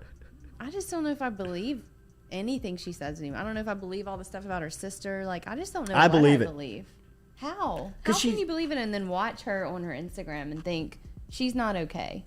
Like, do you think she's always speaking the truth and like clear-headed? I don't think that she's lying.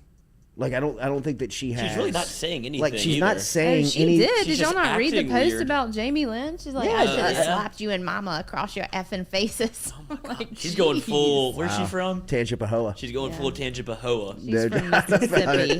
She's Emphasis from on the hoa. Mississippi. I mean, it's been bad. tough to watch, but like I don't think that she's saying anything that's like some like drug raged, alcohol fueled spewing. Like No, I think that just- she's just kind of like Lost her way. No, I think that she's definitely she's not medicated. sober. You know what I mean? Yeah. But I don't think that it's coming from like that's not the place. Like I think that she's been bottled up. She's been she's almost been like captivated for like, or that's not the word. No, it's not. Held captive. Held Yes. captive for like, it feels like almost a decade. And she's just like saying the stuff that she wants to say. And not a lot of it makes sense. But I mean, it does feel like, her sister's not coming out and saying that she's lying. Yeah, she is. She is? Yes. No. Who's crazy? And I don't know that she's lying. I just think she's living in some kind of fog. you Who's know? who's in a crazier spot right now? Kanye sending a truck full of Kanye. roses over Kanye's to in Kim. bad. He's in bad. Or Kanye's got Britney. it bad. Have you Kanye's seen his got it Instagram? bad. Have you seen his Instagram? Yeah.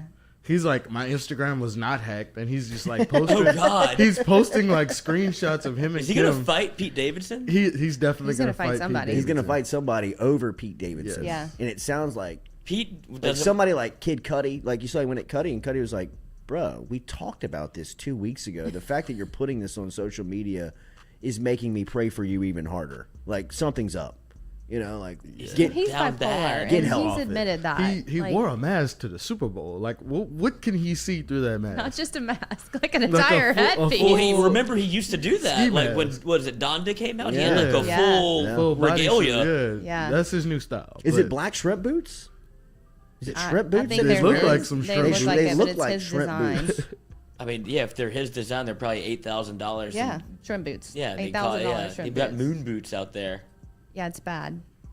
But I still think but I Britney think might that, be worse. No, I think Nah, that Kanye's the clear. Kanye's down I think bad. that Kanye, you're Kanye's mad the at him. clear Britney, you're winner. like, I'm not mad at Kanye. I almost feel more sorry for Kanye than I do Britney because what's happening to Kanye right now is that he's having his heart broken in front of the whole Yeah, he entire is. world. I mean, you're losing your girl to another dude. And to him, In, but in front of love the it. entire world. Yeah. Yeah. And his actions are stuff that we've all done in private.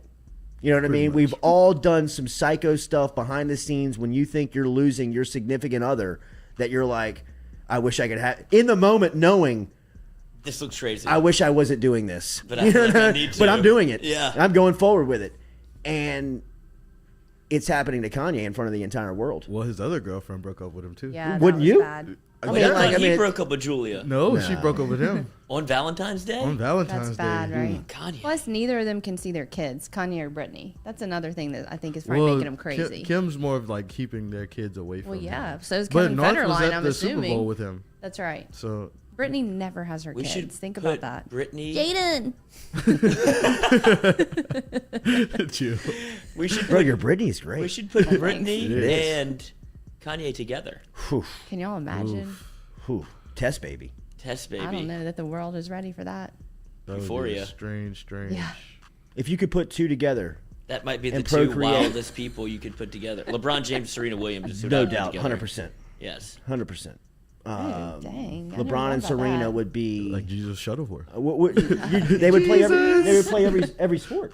Yeah. I mean, like, what sport would they not play? Would that kid not play? Can y'all imagine? Maybe soccer. Maybe. But they probably could. good at Whatever soccer, they too. wanted. What Yeah. a great goalie. Right. Did you see even little like Bronny was supposed to be like the obvious one? Maximus. But Bryce Maximus looks like a stud too. Maximus is the one. He kind of grew out of his Late little bloomer. baby fat. He's the yeah. one. Well, he's got the body. He's got LeBron's body. With a better jumper. And Bronny is, I mean, he's know, like kind of Bronny's like a built like a stud. guard. Yeah. He is, but he's not built like LeBron. I mean, Bit more like Russell. LeBron, his advantage, Is his his entire size. life is his body. Yeah. Like, nobody can check him. You know what I mean? For as athletically gifted as Bronny is, he's going to run into nights where people can physically match up with him. Maximus looks like a dude where He's already taller than he in is. 4 or 5 years, you're going to be like, this cat's a problem. He might be 7'2". Yeah, like, I mean, he's a I man. wish we could have gone to that game. New Orleans is a free state, though. You can't really go in there. Its own world. It's amazing, dude. It is. It's like a movie. It's like The Purge. It is. I know, It's y'all almost as hate if it. you're trying to totally overhaul everything that was good about, like, everything that's good about the city, they're trying to run off. Like the tourism, the restaurants, the attractions, everything that drew you to New Orleans, they have tried to take that Away. and, like, turn it against you.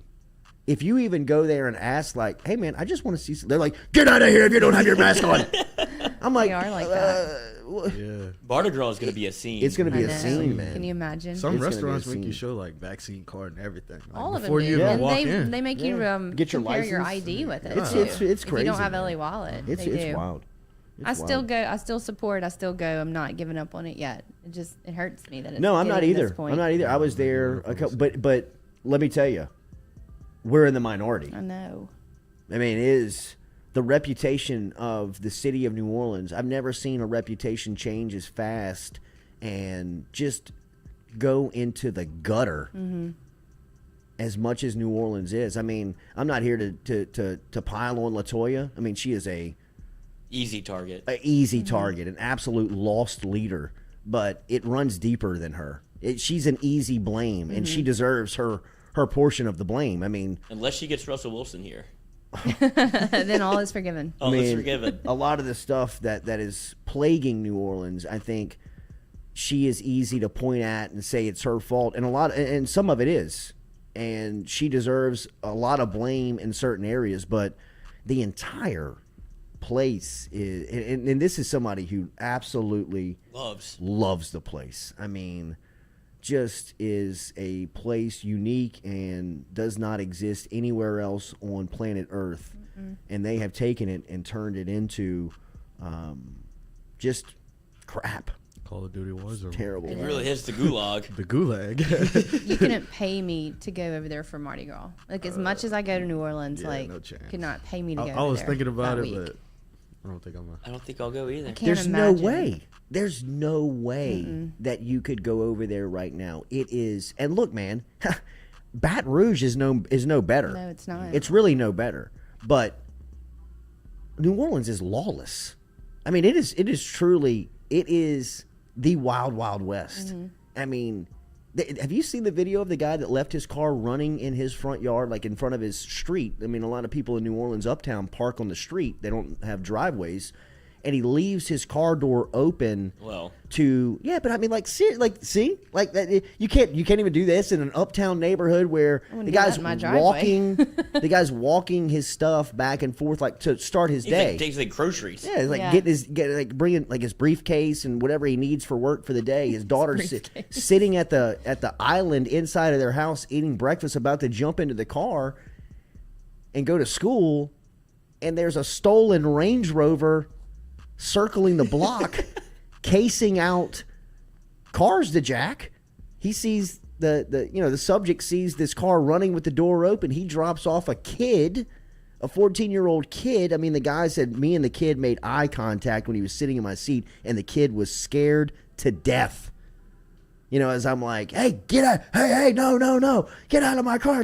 And the kid's like driving off. But I mean, it's like, bro, I mean, it is wild. If you have your car running with the door open, Yeah, that's a That's dumb kind move of anyway. it's a tough move. I mean, I I drove wouldn't do that away. here. 8 o'clock on a Monday morning still, in the I city of mean, New Orleans. I Jeez. mean, we can't do that. I get it. No, Like you I can't. get that you can't now because of just how lawless the place is. But I mean, that's how bad it is. I can't leave my car running in my front yard just to kind of Someone walk stole back my and friend's forth. purse out of her car running in my driveway a couple of months back. Oh, at that party? No, she came to bring me cookies and came to my front door, and someone drove by on my street, saw her purse sitting in there, opened the door, Well, that's what I stole said. it, Look, and drove look, off. that's what I'm This is saying. Baton Rouge is not any better. It's awful. Baton Rouge is not any better at all. Like I'm not defending Baton Rouge, and Baton Rouge has, pockets and points where it feels like New Orleans. When's St. Patrick's Day? 3 weeks. March 19th. Because that's going to be a time. Because it's the first one Yeah, back, it's the right? first Yeah, one back. absolutely. And we didn't get a float. Anybody has a line on the float, we'll do it. I've tried. It's full because people have been waiting for 2 years. It's gonna be a throwdown. Classic Culotta show for us. Be like, oh, you think we get a float 2 I weeks told before? her. Like, use my Jordy Culotta show address. We'd really love to be part Colton of this. Mack, this makes me sad. I agree. Rob Boudreaux, look at Underhill in his window, broken every other day. John Smithsonian, it's like Blasted watching ass. it's like watching a city literally die before my eyes. Yeah, he lives there. Woo Poppy, 39. Would you send your kid to college there? No chance. Ronnie Anderson, one. this is happening in every major city in the country, to be honest. That's sad. It is very sad, man. It's especially sad to see what's happening to a city with so much culture, so many gifts, so much stuff to give back to the public, whether it would be through the arts, music, food, all of what Just a time. attracts you to New Orleans. And what I've always said about New Orleans is a city that can be whatever you want it to be. It can be a romantic city. It can be a raging city. It can be a food city. It can be a music city. It can be an entertainment city. It can be a Super Bowl city. It can be a Sports town. It can be if you own a Fortune 500 company, it can be a place where you can bring your company down and have a weekend or a week's type of get together where you have team building and something that's very unique where you can step up. It's whatever you want it to be. You can make New Orleans whatever you want it to be. But now it's turned where New Orleans is forcing you to be a certain way to experience their city, and it's just very sad. It's very sad to see the parameters and boundaries that are now on such an eclectic place where you could go down there and do so many things. Now that's being taken away from you. And it's being taken away. I mean, we went to the Pelicans game last week, and you got hot dogs, nachos, drinks in your hand, and you take your mask down a simple, like, a half an inch to take a sip of your drink, and you got somebody pointing over your shoulder telling you to put your mask back on. You're like, lady, what you want me to do? You want me to funnel this thing through the mask? You want me to cut a hole in it? I mean, like, I'm trying to drink and eat and be entertained by if it's this big of a deal, forget it. It's too easy to stay at home. But it's sad, man. It's sad. Leadership in both areas, Baton Rouge and New Orleans, have failed the people, failed the citizens, failed the town. But to me, it runs a lot deeper than that. I mean, it's a lot of levels, man. It's a lot of levels. It's our state. Yeah. The lieutenant governor was on the news this morning talking about the trash, like how they're instilling this new thing where some kind of cleanup effort. Because he said businesses are coming here and wanting to do business here or put their locations here, and they're like, never mind. This place is terrible. There's mattresses on the side of the road, like just crazy stuff. And it's out of control. And he was like, I know crime is number one, but trash is number two, and we have to do something. So I'm like, okay, you can't get the crime under control, so you got to pick the trash up. 50th and everything. Yeah. All right, we will talk to Ben Baby next as the Cincinnati Bengals they were 32nd in offensive line and protection around the quarterback, around maybe the best quarterback that they've had in the best franchise quarterback that they've had in the history of Who? Joe Burrow. Look how badly this could have been probably the best night of his life. Instead No of fun if not this game, ain't no red man. I swear to you, one minute if I had it, I'll be dead. Myself. yeah, Oh, it is? Oh, he's wearing the jersey. yeah. Yeah, looks like it. When is this? After the Super Bowl. Like on Sunday? must have been a paid appearance, huh? Had I to know. I mean, they're boys, but Look at all those marijuana leaves in the background. oh, how do you know what they look like? Chill out. sure Joe needed one after the game. Ben Baby next here on the Jordy Culotta Show. That could have been like the best night of his life, and instead he's just kind of halfway. He'll be back. He'll be back. Do you think so? Hell yeah, he'll be back. Yes. He'll be back. Bengals better put Maybe that. not with the Bengals, Yeah, but that's he's what going I'm- back to the Super Bowl. I can promise you that. Joe Burrow will be back in the Super Bowl before he leaves the NFL. He was ahead of schedule, right? But he was on the Tom Brady timeline. Didn't Tom Brady win in his second year? Brady won in his second year. First year he was a starter. That's the difference between Brady, is that Brady was kind of thrust in. Burrow was drafted to be the guy. Burrow said he wanted 7. It's so Rings? hard. Yeah, it's so hard to get there again. I just feel what feels like a bit of a swing and a miss. They had that game won. Yeah, he definitely did. Slipped out of their hands. Ben Baby. Ben Baby up next. Can't believe that's his real name. Again, Ben to Baby.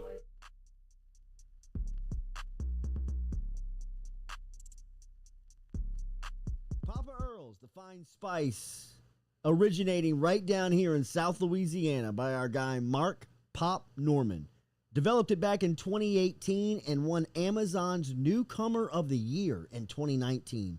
They pride themselves in having 30% less salt and sodium than the leading brands at the same price point. You can find them locally. Look for Papa Earl's at Rouse's, Calandro's, Mathern's, High Neighbor, and more. The Jordy Culotta Show is brought to you daily by Morales Roll-Offs. Morales Roll-Offs provides dumpster rentals for residential and commercial needs in Baton Rouge and surrounding areas.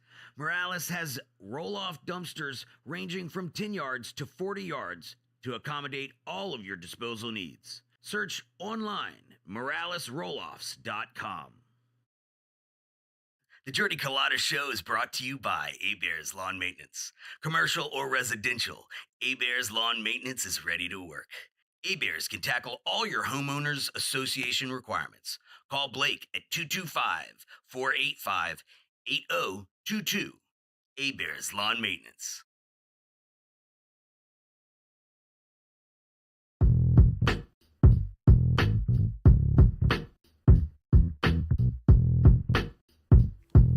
All right, Ben Baby's still suffering like a from baby. the Super Bowl hangover. Is that the Kid Cudi concert? We will talk to him coming up here in a couple of minutes, as we got a text message and a call in to him here for our hit this morning. But talking about Burrow, man, I think that Burrow goes back to the Super Bowl.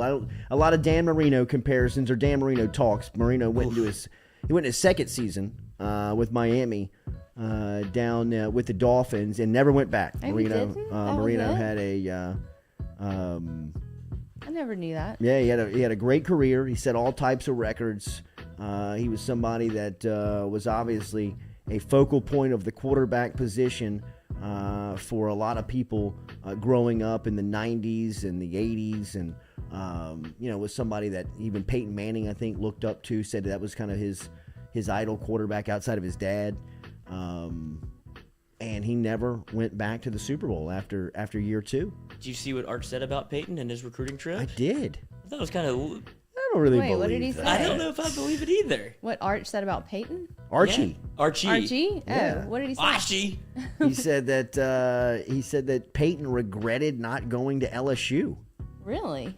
Did did I Peyton say read it that? right? Like, No, that's what I read too. because I don't know was- if he said, because he never played at LSU, right? Like, he never played a game at LSU. He went to the SEC. He was at Tennessee. Oh, okay. But I he see what never you could played say. a game in Tiger Oh. Stadium because Archie was talking about. Let's pull up the publication so we can give everybody the right credit here, and we can reference the article. But Trying to be professional or something. no, yeah. I'm trying to have Cooper on. Yeah. I'm Oh, gonna piss him off. should hire David Cutcliffe to work here. Cincinnati, right? I mean, he went to Texas. He was in Texas. Yeah, Cincinnati. I'm looking at Luke Fickell's contract extension. Luke Fickell. Who's more of a who doesn't want the smoke more, Luke Fickell or our Lincoln guy Riley? or Lincoln Riley? Flip a coin. I mean, what does Luke Fickell think he's gonna build at Cincinnati? I think he's just getting rich. I mean, I think he's knowing that Selfish. he's got job security for as long as he wants it, and Nobody will care if you ever win a national championship. yeah, nobody cares, bro. Nobody cares, and you never will. Never. You never. Yeah, I would go as far as to say that at USC, and I would say that to even like Miami. If I'm Miami, I'm trying to get into the SEC. If like you're gonna start, No, I would go the opposite if you're way. gonna start spending all this money, why would you get into the league that's already the hardest to win? Stay in the ACC where you've got no competition except for Dabo. Did you see him sitting in a kid's lap? So we're looking at an article from 2019. Archie Manning reflects on Peyton not playing at LSU. Sure. Why is this coming up now? It just was back in the news cycle, dude. Oh, okay. I mean, I wasn't doing like a He deep just said dive. he regrets he didn't get to play there. Never playing at LSU during his collegiate career at Tennessee. That's all. So he didn't get He to wanted go, he wanted a didn't Saturday see night it. in Tiger Stadium. Why? Because he went to all of the games when he No, was growing up. You know what I mean? I think that he wanted to just come in there and cut somebody's throat. Could Peyton handle that environment with Tennessee? Yeah. Yeah, What was the LSU was no good. Okay. I mean, that was what was he graduated college. He was the first pick in 98. So he was 95, 96, 97 at Tennessee, 94, 95, 96, 97 because he stayed for 4 years. And really crazy. He stayed for 4 his years. junior year was his best year. Was that the Heisman? With Randy and No, his senior year was his Heisman. Wait, what year was he at Tennessee? This I'm 94 Stewie, to check me on this. 97. That's right. 94 to 94 to 97? 97. Okay, Okay. 94 I to thought he was 97. there later than 94 to that. 97. for He was some the first reason. pick in the draft in 98. You know, and the SEC has that scheduling thing where you don't. I mean, like Tennessee comes to LSU this season. This is the first time they've been back since what? 2011. Since since is it the team? No, they played at Tennessee. In No, but 2018. Tennessee's coming No, back here. Coming here. I don't think they even came in 2011. No, they did. That's when. Not 2011. That was 20. When T-Bob snapped the ball. Was it? Yeah. 2009? All those years run together. 'cause they were just 2009. A disaster. For real, like they all like. Yeah, it's all like all I do. They is just I stacked up. Yeah, they all feel the same. Yeah. All of those years, whenever LSU was not that good, it's just like every game. Well, felt should the have been same. good. I know. Their rosters were loaded. But I mean, you know, in the SEC, that's the scheduling dilemmas where you have the permanent opponent where you can't rotate everybody. You know, not all 14 teams. Your 4 years, if you go to LSU, you know, Will Campbell and Walker Howard, if they stay here, Emory Jones, if they stay here, they're not going to play every SEC team. They're not going to play at every SEC stadium, which I think that in a 4-year span, you should get that experience. Well, I think all of it's going to change too here in the. Yeah, it should with the addition of Texas and Oklahoma. I can't believe that you think Miami and Texas want to get in. Well, not Texas, but Miami and who else was it that wants to get in the SEC? Like, why would you? Oh, USC. Florida State. No, know, like USC. Why would you not want to be in those two separate conferences? Because that's the easiest way to get into the tournament, especially if they expand it. Well, yeah, and I think they're going to expand it to 12. And I mean, bro, it's going to be the SEC Invitational. A lot of this feels very NCAA kind of moving chess pieces, though. Like you want USC Realigning relevant, you want conferences. Miami relevant. Like, why don't you hire Cristobal? Like, why don't you scoot him over there? Like, Oregon really doesn't move the needle. So I think they're trying to bring back, like, the old school college football blue bloods back into the fold. Because Miami would, I mean, everybody says this, but when Miami's right, college football's better. When USC is relevant, college football's better. Yeah, it really is. It was 2010 when T-Bob snapped the ball. 2010. You're named in this article too. Aw. What article? It is a NOLA.com article, but it's from 2017. But they're talking about T-Bob's snap. It might have been after the Auburn game with Danny Edling. Oh, yeah. Oh, when yeah. When he failed to when snap Les the ball. forgot about the clock again. Mm-hmm. What an idiot. I mean, just What a guy. how could you not know time? That's the only thing that you really, without that, you really can't do anything. Man, I mean, I was asking that in 2005 when they hired the moron. I mean, really, like, how is this guy And qualified he just to stares get at this it, too. gig? And it's Yeah. like, that thing's ticking, brother. It's like pissing you off too. Yeah. I mean, like he had a lot of that FU in him because he knew a lot of people looked at him like, how? He didn't How know the answer either. are you here? It's like a magician. How did you get here? And he had a lot of that arrogant look like, I don't fuck know. you. Yeah. You know what I mean? I'm Like, fucking here. I'm the one that's on the other side of the rainbow here. You know what I Yeah, mean? he Like, didn't answer because he didn't have an answer. yeah, he just didn't I have know. no clue why I'm Absolutely. here. I have no idea. I'm duping them. I'm really a raging pervert and have no idea about football behind the scenes. You know what I mean? Like, But that girl over there looks really good. yeah, right. Who's the new girl in the media? I mean, like it was clockwork. Anytime a new Oh, female, that's the time he looked at the clock. anytime a new female would walk into the media room, hey, darling, how are you? I hadn't met you. You're new on the gig. What station you with? You got a business card? You got a cell phone? What's your Twitter account? You Thoughts got a on Voodoo Facebook account? barbecue? Yeah. You want to come over? If you get a DM from Les Miles, that's me. That'd be really me. It's not an assistant. It's shocking he Why figured Voodoo? out Well, that's where his apartment was. That's where he right lived. above Voodoo. Voodoo Barbecue? Yeah. Really? Get the That's where he special lives? sauce. That's where he was creeping. Well, that's his second home. Oh, yeah. All right, yeah. Wait, that was okay. the little trap was the spot. spot. Yeah. That was the trap spot. The trap Weird. house. The So trap you just- house, just yeah. smell like Directly barbecue all the across the time? street from T-Bob Hebert's college apartment, their windows looked almost into each other. I wonder if they were looking into each other. Yeah, I'm sure. I'm sure Maybe. T-Bob saw a lot. You are my sinner. Whose ass feels better? That's Get weird. that pass set again, T-Bob. All right, I think Ben Baby's ready to go here. Remember, Daily, we're brought to you by Relief Med, RELEAF med.com. Get in touch with our friends over at Relief Med. Right now, medical marijuana is legal in the state of Louisiana. It was legalized throughout last legislative session, and you can become a patient by easily logging online to RELEAF med.com. You can see all of the whatever factors that you may have going in, whether it's anxiety, stress, can't sleep, former injuries. If you are injured, you can see all of those that will get you a recommendation for a medical marijuana card over at Relief Med, RELEAF med.com. Whether it's you want to celebrate Joe Burrow going to the Super Bowl, or whether you're stressed out about this LSU basketball run towards the stretch heading into March, get your recommendation today and make sure that you use the promo code Jordy1, JORDY 1, Jordy1 to keep up with 20% off of your initial purchase over there at Relief Med. All right, let's go to Ben Baby, who is up in Cincinnati covering the Cincinnati Bengals. What a magical run it was for Cincinnati. What? Hey, buddy. Hey, sorry about that. No problem. No problem. We're live. Just want to get you a little heads up. Cost of doing No business. problem at all. No problem at all. Benny, how are we? Good morning. Good morning. How are y'all doing? Doing good, man. When did you make it back from L.A.? I got in around 10:30 last night. Still trying to wake up and me being late this morning. So, that East Coast, West Coast time difference is nuts. But when the Bengals got back, there were plenty of fans who were ready to support them. I saw the videos when I landed last night, and I was just stunned to see that many people out there waiting by the team bus. You saw CJ Uzama going out giving folks high fives. Just the crowds just all around the stadium complex. It shows you what kind of run we was like in Cincinnati and how special it felt in the city. What was last week like covering the Cincinnati Bengals in the Super Bowl for the first time in over 40 years? It was surreal. I've covered some championship games before, so it kind of felt that way. But as you got close to Sunday, you could definitely tell that there was a buzz. And when you got to the stadium, it definitely felt like it was a big event. And just covering like a big, if you've never been to a big boxing match or a big UFC fight, I think I highly suggest going because the energy is second to none. Fight week and then on fight night, the ring walks. It's just you just get chills doing it. And that's what I felt like when the Bengals were coming out of the tunnel.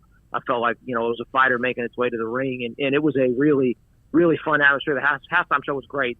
Definitely, I was vibing in the press. I thought they were going to kick me out. I was going so hard up there. So it was. I was like, man, y'all need to loosen up a little bit. We're in front of greatness right now, and so. But it was fun. It was and the Bengals.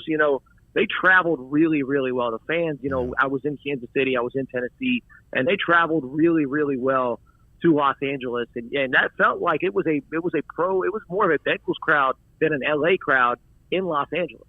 Wow. The latest piece from Ben Baby over at ESPN.com for Joe Burrow, the Bengals to get over the Super Bowl hump. Offensive line needs addressing. That's a storyline that we talked about all season long, Ben. It's a great read over at ESPN.com. Where do they start? They obviously have the right pieces put in place at key positions like quarterback, and even their defense down the stretch I thought really played like to a championship level. Where do you first look at addressing the offensive line? Is it instantly in draft and free agency? Where do they start to make these moves? Man, if you want to go in free agency, you want to go in the draft, you want to look at some independent leagues, you want to go look and see if there's guys overseas who maybe look the part but a little raw. You can look wherever you can. Leave no stone unturned. You've got to find every which way to improve this offensive line. And Joe Burrow, after the game, well, I think someone asked him if it was me or somebody else. I can't remember. I'm still in a fog after last week. And someone asked him what he thought of the offensive line. And I thought the answer was interesting because he's not much of a liar.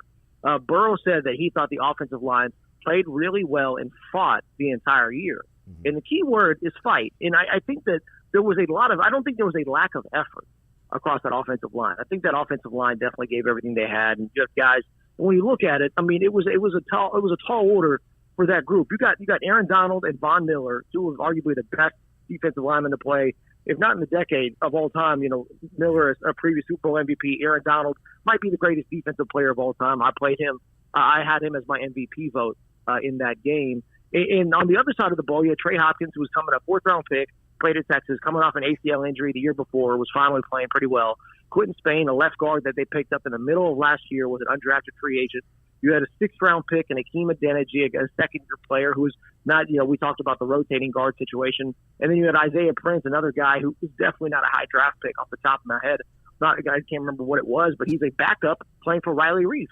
So this offensive line was given it all they had, but it was just, I think that there was just a big disparity there. And the Bengals need to finally put some resources into that line. I think that you can't ask for these guys to, the people currently on the roster are giving the Bengals everything they have, but that's not enough. I mean, at this point, you've got to be able to run an offense in the Super Bowl, and the Bengals could not even do that in the second half.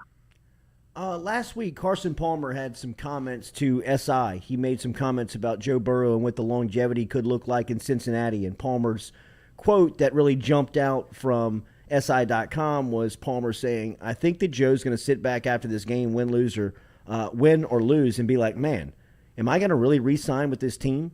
Palmer says. What did Cincinnati make of those comments, and what is the ghost of Palmer kind of thought out in that part of the world? Yeah, I think Carson Palmer might be enemy number one at this point in Cincinnati. I mean, he's always felt that way for a long time, and fans have never really liked how he finished here. Obviously Carson quit and decided he wanted to go play somewhere else, because he was fed up with the franchise. And he wanted to go somewhere else, and he went to Arizona, and that ended up being pretty good for his career. And I think that he knows what the franchise has done in the past, and I think that what he's talking about is a sense of distrust, essentially, that the front office and those decision makers are going to do everything in their power to put Joe Burrow in position to succeed. Yeah. And so far, we've seen that they've been willing to do that. But if I'm Joe Burrow, if I'm other people, I look at the offensive line, and you go, for all the good things that Duke Tobin and that front office did last offseason, and getting Trey Hendrickson, getting Von Bell the year before, DJ Reader, all those good things, they knew the offensive line had a chance to be a liability, and they had the cap space to potentially go get a couple veterans or see if you can at least get some better depth there. And instead, they drafted Jackson Carman in the second round, which did not help them win a Super Bowl in the slightest this year. Riley Reef ended up being hurt. And then, I think Frank Pollock was a good addition, but there just wasn't a lot there.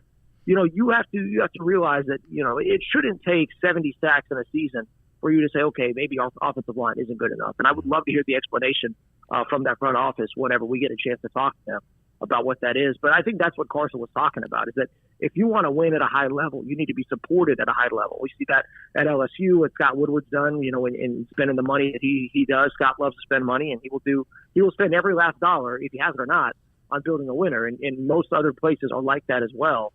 And I think that is, something that you would want to see in Cincinnati, that you're getting supported if you want to go chase championships. Any indicator on Burrow's knee? It looked like he got pretzeled up at the end of that game, but I know that there's been a couple of days. Any word out on his health? No, we haven't heard anything yet. We're still anticipating when exit interviews are going to be for the Bengals, and we'll find out a little bit more. Burrow, took a beating this year. If you remember, after the Green Bay game, was having throat issues. He had the pinky injury on his throwing hand, and then the right knee was a problem all year. Really for the most half of the year, excuse me.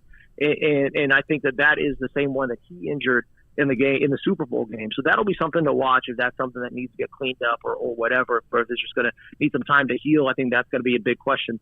I think the Bengals may have dodged a major bullet in the fact that if nothing is torn, there's no serious damage. Because as I was talking about before the game, people kind of laughed at me, and now I feel a lot better about saying this. I said, there's two ways to play that Super Bowl. You can go all out and trying to win it, or you play with the future in mind and saying, you know what, we feel like we can get back here as long as we have number 9, but we can't have another catastrophic injury occur, and that's going to jeopardize our long-term hopes.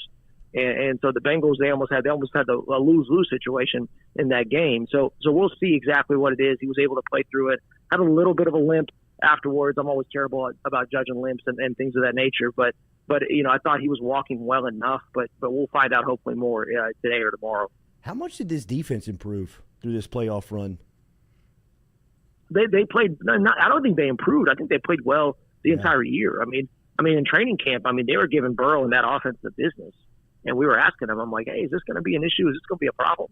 And they're like, no, this is a good defense. And we're like, yeah, okay, whatever. Maybe it's just you guys are bad or surely this defense that we saw the last 2 years, this can't be that good. And sure enough, they played a lot better. I think they were really solid. And what the thing they did the best was able to take advantage of turnover opportunities and make big plays. We saw that, in that Rams game. I thought that if the Bengals were going to win the turnover battle, they should have won that game. And frankly, if they come up with one more stop, if they stop Cooper Kupp on that 4th and 1, or keep the Rams from going down the field and driving right there, the Bengals do win that game with the same recipe that they had the entire season. Get a couple turnovers, hit some field goals, and play great defense. But the Rams were just able to finish off that drive. There's going to be a lot of conversation about that Logan Wilson holding call that extended things, and it seems like things just kind of went downhill from there. But ultimately, I'm a big believer that, one penalty doesn't make or break a game. You've got to play the entire game as well as you possibly can. And in the world of boxing, we say you never leave it in the judge's hands. You want to leave no doubt about who's the winner. And I think that's how you have to approach things. But I think all in all, the defense did play well. What is the tenor around Eli Apple in Cincinnati? Can you repeat that question, please? I said, what's the tenor around Eli Apple in Cincinnati? He was obviously very vocal on social media and everything. So I was just wondering what the feel was around the locker room with him. Yeah, I feel like the locker room. Von Bell loves Eli Apple. I asked him about him. I said, did you hear from any of your old Saints teammates when Eli was going off? He said, no comment. No comment. Yeah, no, and he said Eli's a mystery box. But I feel like Eli. I've talked to him about how he goes about things on Twitter and all that stuff, and for him it's just having fun. I don't think he even it's nothing personal with anybody.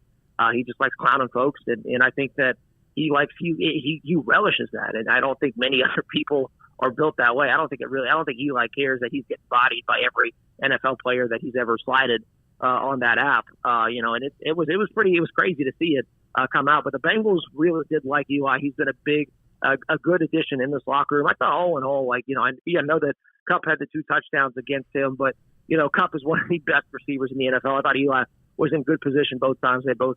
I thought that the Rams did just a phenomenal job throughout the course of that game. But, it's interesting to see what's going to happen. The Bengals, are they going to feel like Eli is good enough to be a starter for them? Or are they going to want to continue to find an upgrade at that spot alongside Chidobe Awuzie? That's going to be a big question among many as they try to figure out this free agency situation. High point of the halftime show, and I'm not talking about Snoop before the show, but how cool was that to be there during that performance? It was incredible. I think I loved it. I would have to say, if I had to power rank performances, I thought Mary J. Blige was number one. That's the energy she brought. She was just incredible in there. I wasn't familiar with the second song, but I was like, what? This is such a good performance. I was a big fan. I would say I was not thrilled. I thought 50 Cent was pretty bad. I'm going to be quite honest. It was a good song. I love that he was hanging upside down like he was in the video 20 years ago. But he wasn't performing like he was 20 years ago. Dre and Snoop, they've held up pretty well. I tweeted out, I said, 50 looks like he hasn't done this in a long time. He's out there struggling. I figured he would have had something going on. And I like Kendrick. I think Kendrick, the mood kind of went down a little bit when Kendrick came on, which is unfortunate. Because I think, honestly, outside of Eminem, he's probably the most talented one of the bunch that was up there from Mary J. aside. But it was just phenomenal. You just to be in there, it was amazing. It was. I almost went in the stands just to go catch it, but luckily they piped it into the press box. But luckily, I think everyone watching at home and everyone that was there saw one of the best halftime performances that we've ever seen. Were you on the right side? Because one side was totally blocked off. They were singing. Were they just singing to one side of the stadium? No, we were. Yeah, they were singing just one side of the stadium. So we were on the good side. We could see everything. Nice. But that video board in there, I will tell you what. If you ever get a chance to go to SoFi, I highly recommend it. Going to Allegiant Stadium in Las Vegas. These are phenomenal stadiums, and SoFi was a great experience. I cannot recommend that one enough. It's why they want teams to host the Super Bowl. It's a great way to showcase your venue, and I think as long as you were in the building for that, you had a great experience. Obviously, the decor around SoFi looks great, but were there any complaints about the turf? Because it feels like there's been a lot of knee injuries around. You saw what happened to OBJ. It seems like there's been more injuries than not at SoFi. Were the players concerned at all about maybe the infrastructure of the turf? Yeah, that's a really great question. It's something that probably is worth asking the next couple of days. We didn't hear a whole lot of chatter about it. When the injury occurred to OBJ, we definitely, heard a lot. I saw some things on Twitter saying, talking about the field and how it should be grass and things of that nature. So, but grass gets torn up too. It depends. I've always found the field composition conversation pretty fascinating, but there wasn't a lot of talk about whether it was turf or not going into that game. Ben, great job all season covering the Bengals. I can't imagine what type of ride this was on now that you have a time to kind of exhale and think about where this thing started and ending up in the Super Bowl. Really cool following your work, man. Thanks for giving us a little bit of insight and time throughout the run. Yeah, appreciate y'all having me on this morning. All right, man. See you. There is Ben Baby checking in from Cincinnati. Jump on and check out the poll today. We've got the poll up, brought to you by Southern Eye Center of Baton Rouge. Our good friend Dr. Ann Shaw over there offering 25% off the entire sunglass selection if you mention the Jordy Culotta show. That is a great discount. The It's a brands huge we got discount. We got everything. all the heavy hitters. Yes, all the heavy good hitters, brands. bro. All of them. Prescription sunglasses are Might have to expensive. slide through. Yeah. Need me some glasses. Yes. Jordy Culotta show. Get your 25% off. Tell Dr. Ann Shaw that you heard it right here. Southern Eye Center of Baton Rouge, located on Jefferson Highway. They are our poll sponsor every single day. Couple of polls that we had today. What was it? Will Wade, how many hours of sleep for? 6 or none? I voted on it. I voted none. I voted Sounded like 4. none today. That seems to be the popular where are we? opinion. On 4 the, is 60%. 4 is 6 is 60%. 22%, and Okay. none is 18%. Okay. All right. And then our initial poll question was, Lloyd, what was that? Thank you, Lloyd. The first one was, what time should Mic'd Up go live Friday from Fred's? And I believe that everybody's angling for that 3 o'clock hour, and I know why. And see what you're trying to do. I see What time is leading? They wanted to go to 3 to 6, of course, and the needle. Yeah, all right. Well, we can do that. We can do that. Is that when someone else is on? And somebody around town, maybe. Maybe. Did you see where the pro football doc? Do y'all follow this guy on Twitter? He used to work for the Chargers for 20 years, and now he goes live on Instagram and on Twitter to break down injuries. He said, right knee MCL for Burrow. Really? Mm-hmm. I know who you're talking about. Yeah, David Chow. Kind of like an Asian guy. Yeah, he's awesome. Is that bad? He is good. It's not good. That's the opposite knee, though, right? Other knee, yes. That's the other knee. Strained or pulled? He didn't. You have to just behind a paywall after that point. Wait, Good for move real? by Dr. Chow. Yeah, he's playing the game. Man, What a really? tease. Wow. What a tease. That seems like a little much. Burrow, I thought he was moving good afterwards. That face he made it Yeah. seem like that felt very familiar to him. Yeah. And he's like, oh, fuck. Well, you're probably scared, right? Yeah. I mean, like PTSD. And to change the game. He can run. Yeah. He seemed fine at Kid Cudi. What game would they take him out of? It was the Chiefs game in the regular season. They Where he took him couldn't- out same and he knee. couldn't even take a knee. They got to get that man protected. Oh, I mean, that's the understatement of the year in sports. But I they mean, can do they could probably spend their first 3 picks on offensive line. and 2 free agents. Like they not only do they need starters, they need like depth. They need They need a players. totally new offensive line almost. Whitworth? He's done. You think? They got Greatest they got- resume ever? They got the big kid from Bama, Jonah Williams, right? Yeah, he's just Jonah injured. Williams He's was been their out all their draft pick. John Smithsonian said, I half expect this show to do a Bengals draft special in April. You better raise that half to full, John. Yeah, absolutely. That's funny. What do you want us to do? Cover the Saints draft? They even have picks? I mean, Who are they? are they even drafting? relevant anymore? That's a great poll question for tomorrow. I do wonder where the fan base is. On Bengals and Saints or Saints in general? No, Bengals and Saints. I Really? agree. I think it's I mean, People I've are gotten gonna more turn the texts from Saints. people saying I feel like the Saints lost the Super Bowl on Sunday. Yeah. And I was like, I kind of feel the same. Like I was rooting, even with all of this money on one end, I was still rooting for the Bengals. See, that felt like an LSU loss to me. Like, Yeah, that like, me it too. cut deep. Like, wow, I don't even know if I could go to school tomorrow. Like, I don't know what They I didn't. should do. Did you go to school? Did I go to school? I had an exam yesterday. That's a so no. I didn't have class. Okay. Counting. No, econ. Oh, the two worst. Yeah, accounting was Friday. Micro, macro. No, it's both in one. Gross. Oh, I took it at BRCC. That was the trick. Oh yeah, I bet so. I don't know why I need accounting. I think I still Accounting failed or econ at BRCC. for I sport don't think they let you administration. do that. Yeah, It's life. I know. Especially back in the day. They were just handing out diplomas early on. Happy to have people here. Yeah, right.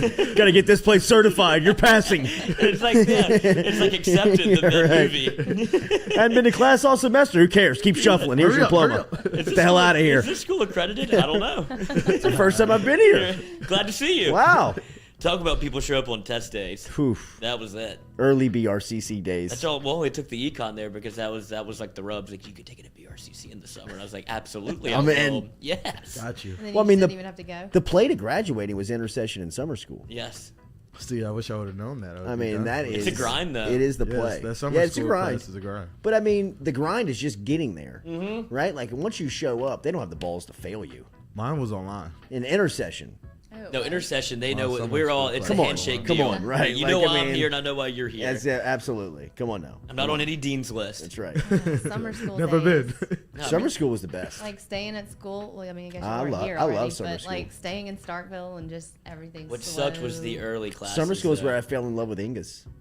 Oh. English yesterday. You have a different Nice. routine in summer school, even though Yeah. you're in the same You do. place. It's Definitely. too early in It's the a morning. total- Well, The classes there's are no early. traffic. You can park. Yeah. Campus is much more accessible. Yeah. And I took the very popular history of music Oh, class That's a good one. in the summer,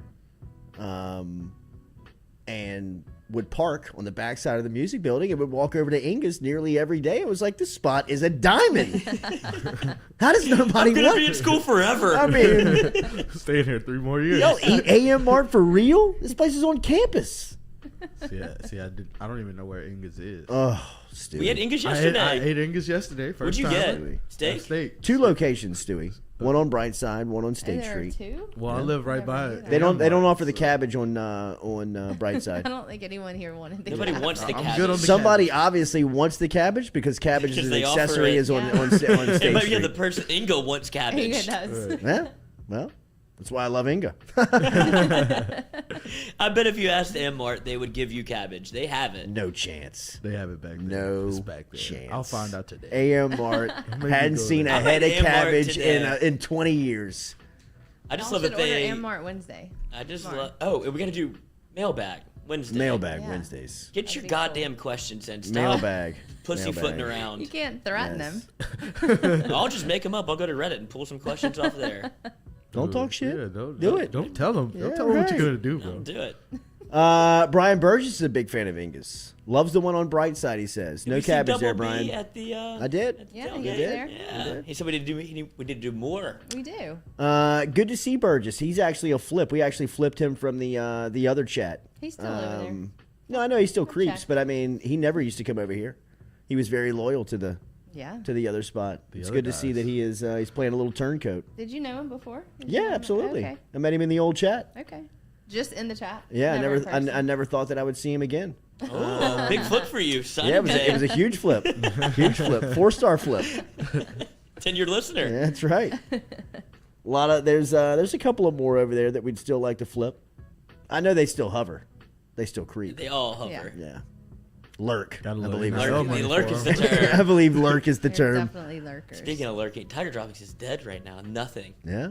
It's that time of the year. Place is a ghost town. Wait till Jay Johnson and his crew start hitting bombs. We need to get Coach Johnson on here before Friday and talk to him about the season. One last little conversation before the season starts, before Maine gets to town on Friday night for the first of a 3-game set Capital for of LSU Maine? at the box.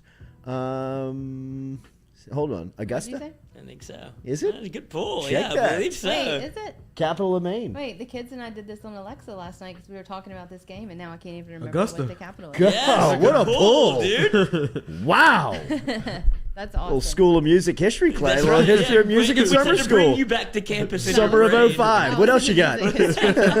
New Hampshire. Oof. New Hampshire. I Gee, don't know. Dover? Dover, Delaware. That's Delaware. Is that the capital? Mhm. Dover's the capital? Yeah. Concord. Yeah. New Hampshire? We could have been here all day. Yeah. Yeah, we would have been. We could have been here How all many do day. you think I would you have know? died, I guess. Let's go down the list. Stewie, pull them up.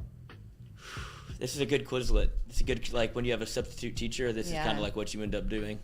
You just, like, go to Quizlet or, Quizlet, and they have, like, you have to fill them all out. All right, let's start. Alabama. Birmingham. No. Montgomery. No. Yeah, Montgomery. Montgomery. Yeah. Not bad. Alaska. One choice over Juneau. there, dude. Anchorage? Chill out, dude. You need a buzzer or something. This is Juneau. It's Juneau. Arizona. Phoenix. Phoenix. Oh, nice. Arkansas. Ugh. Little Rock. I Hey, knew chill that. out over there, guy. Give us a chance. Yeah, give us a second. Jeez. California. Sacramento. Yep. Sneaky Sacramento. Sneaky Sacramento. Colorado. Denver. Boulder? Denver. Denver? Jeez, I've got Don't ever think Sure of had out of the clouds over there, why don't you? I really felt like I knew that. I Look knew at those a lot pot of plants these. at the Kid Cudi concert. Shut up. Shut up. Connecticut. Connecticut. Hartford. Ooh. Nice. There she's back. Okay. She is. Delaware. Dover. You did that We one. just did that one. Yeah. Florida. Oh. Wow. Jackson. No. Jacksonville. It's not Jacksonville. No, it's not Jacksonville. Florida Petersburg. is. No, it is. Tampa. Gainesville. No, it's Orlando. Florida What does State. this No. mean? Oh, no, it's Tallahassee. Tallahassee. Wow. Trying to get y'all up. Damn, I Stewie know. with the tomahawk chop. I know. I thought he was talking about like an interstate couple right down the more. middle of the All right. state. Give a couple Like more. on the All right, all right, all coastline. right. All right, It's well, on I'm the locking it. Give a couple coastline. more. Five more. Come on, All right. come on. No, fuck that. I want all 50. Georgia. Georgia is it Is Atlanta? it not Atlanta? It is Atlanta. Okay. Okay. No, we're It's too overthinking easy. I was this. like, We're it seemed like overthinking a this. trick. We're It overthinking seemed this. like I was trick. gonna say Savannah. I thought it was Savannah. I kind of did too. Hawaii. Hawaii, Honolulu. gotta be. Yeah, it is Big Honolulu. Island. Big Island. Big Island. Island boy. Big Island guy. All right. Idaho.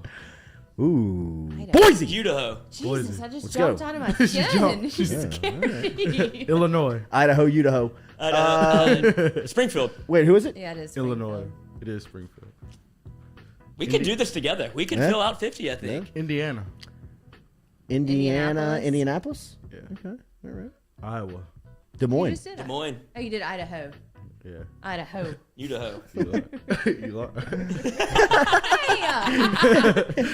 Hey, Was that a question or was that a statement, Stewie? Was that a you are or you are? You are? Yeah. you are? You are. Kentucky. Kentucky. Lexington. Lexington, yeah. Frankfurt.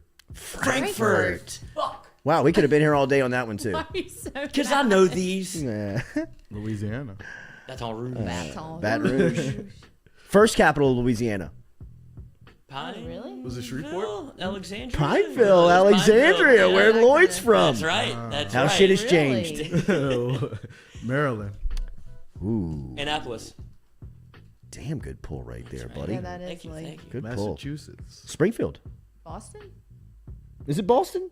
Too easy. Low hanging fruit. My Low-hanging bad. fruit. My bad. Michigan. Detroit. No, something weird.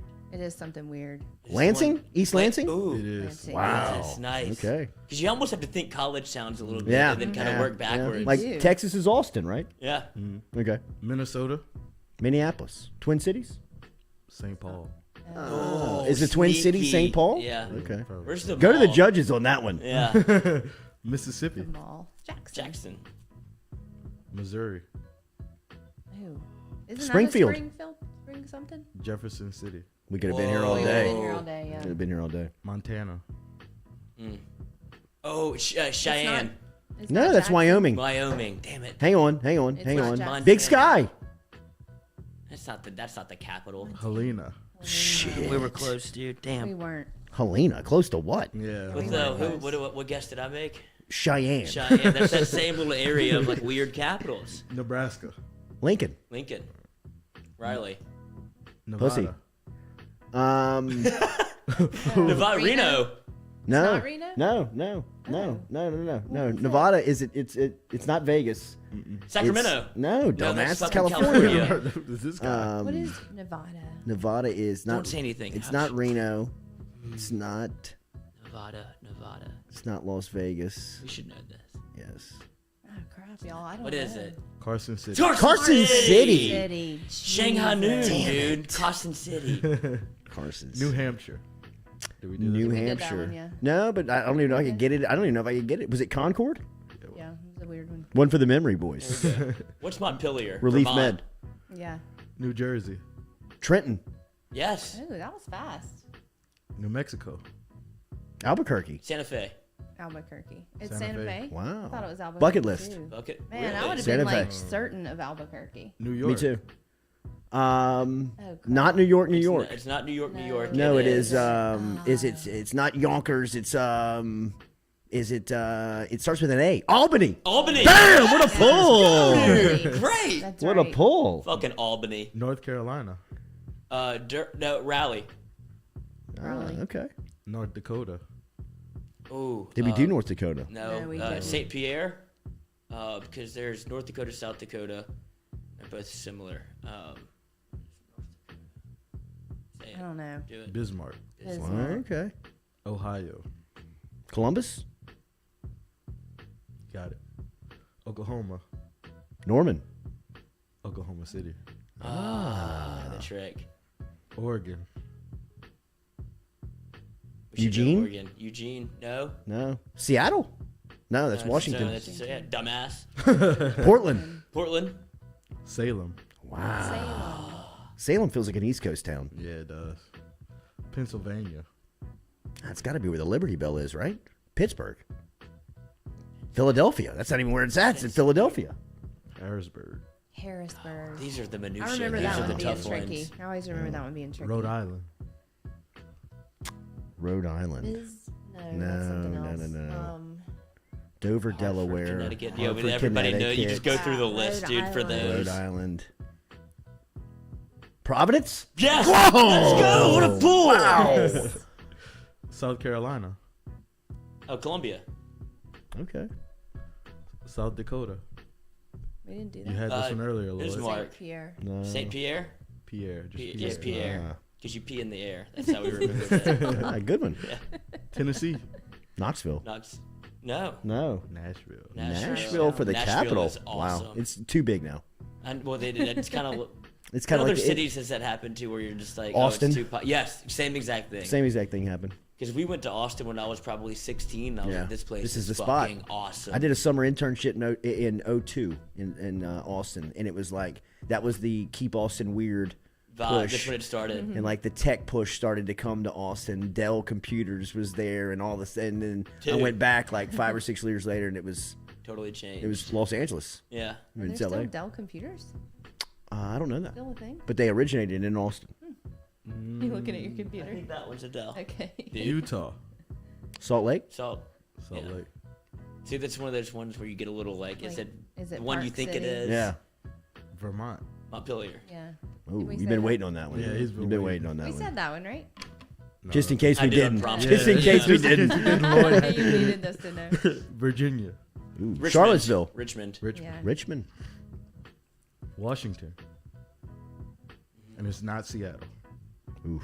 Washington. It's like- Olympia. It's like what? Yeah, Olympia. Yes. Olympia. Very cool. Topeka's Kansas, right? Big O. Yeah, Topeka's Big O. Kansas. Did we do Kansas? Yeah, I just nailed that blew one. West Virginia. Country roads. Take me home Mountain Mama. West to West Virginia. Virginia. I don't What's the think that's- I capital? don't think the capital's in that song. Give me the No. capital West of West Virginia. Virginia. Nick Saban's from the capital. Of West Virginia? Yeah. Richmond. Charleston. Charleston. Charleston. Is CFC there? Charleston? College of Charleston? No, that's in South Carolina. College Or North of Carolina. Charleston? Yeah. Wow. There's a Charleston in Virginia too, right? That's where University of Virginia is. Really? What's with all Or that? Charleston. Charlottesville. Oh. Charlottesville.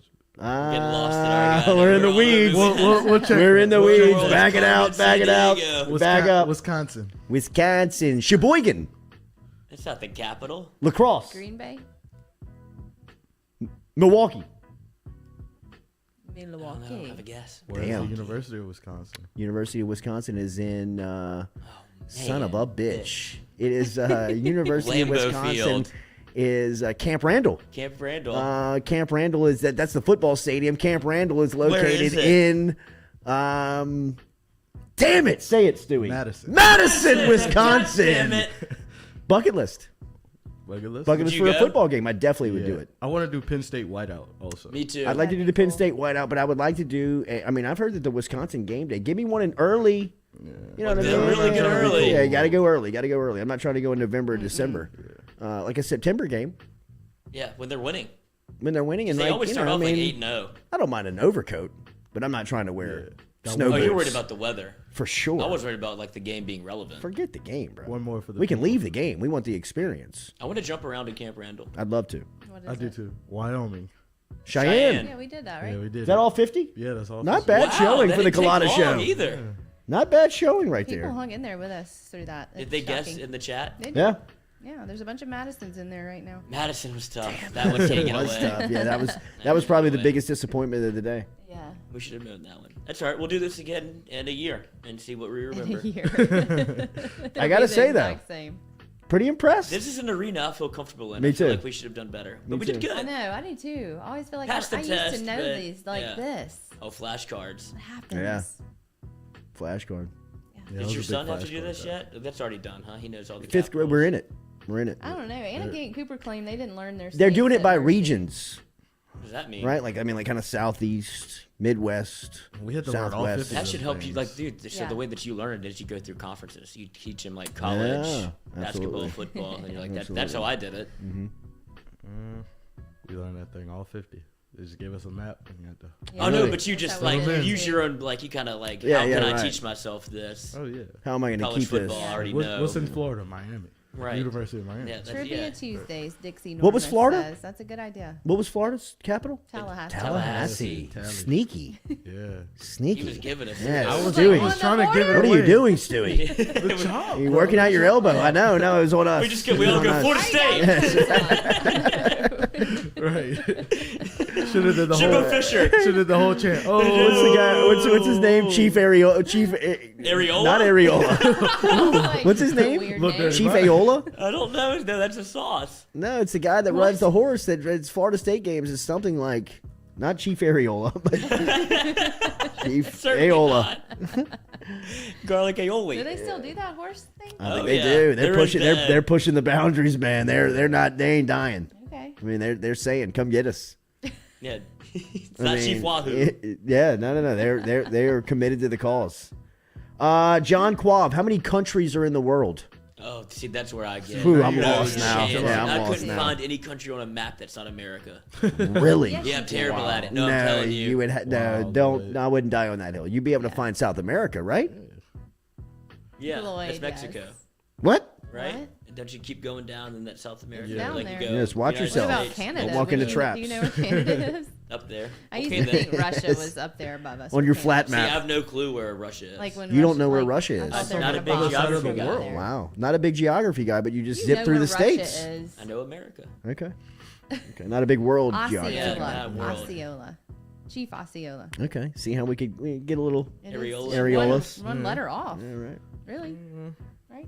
Uh, Two letters totally off? different things. When You say it out Osceola, I say Areola, but loud- When you say hey. it out loud, it's one letter off. South America isn't a country. See, we're that's stepping in that's a it. continent. Have a great day. We'll be back with you tomorrow morning, 7 a.m. Hit that like and share button. Really embarrassed See ya. myself. See ya. Look at him just rolling in. South America's You're not a an country. idiot. We know, for God's sakes, we know. Colombia's down there. Columbia. Yeah. I'm expecting a shipment. God damn it. Oh, look at that, dude. Too close to the sun. Yeah. We should have got out. We got out on Helena. Olympia, what a pool. Yeah. Oh, speaking of, dude, did I tell you what happened to my hoodie? I put it on my car, on my hood. The new Culotta one. And I saw it when I got in my car and just kept driving anyway. I was like, what am I doing? And then it just flew off into the street. It's gone now. It's on government. No, it's like the new branded ones, like with the new logo. It was just blazed. Yeah. I put it on the hood, and I looked at it getting into my car, then I was like, that probably shouldn't be there.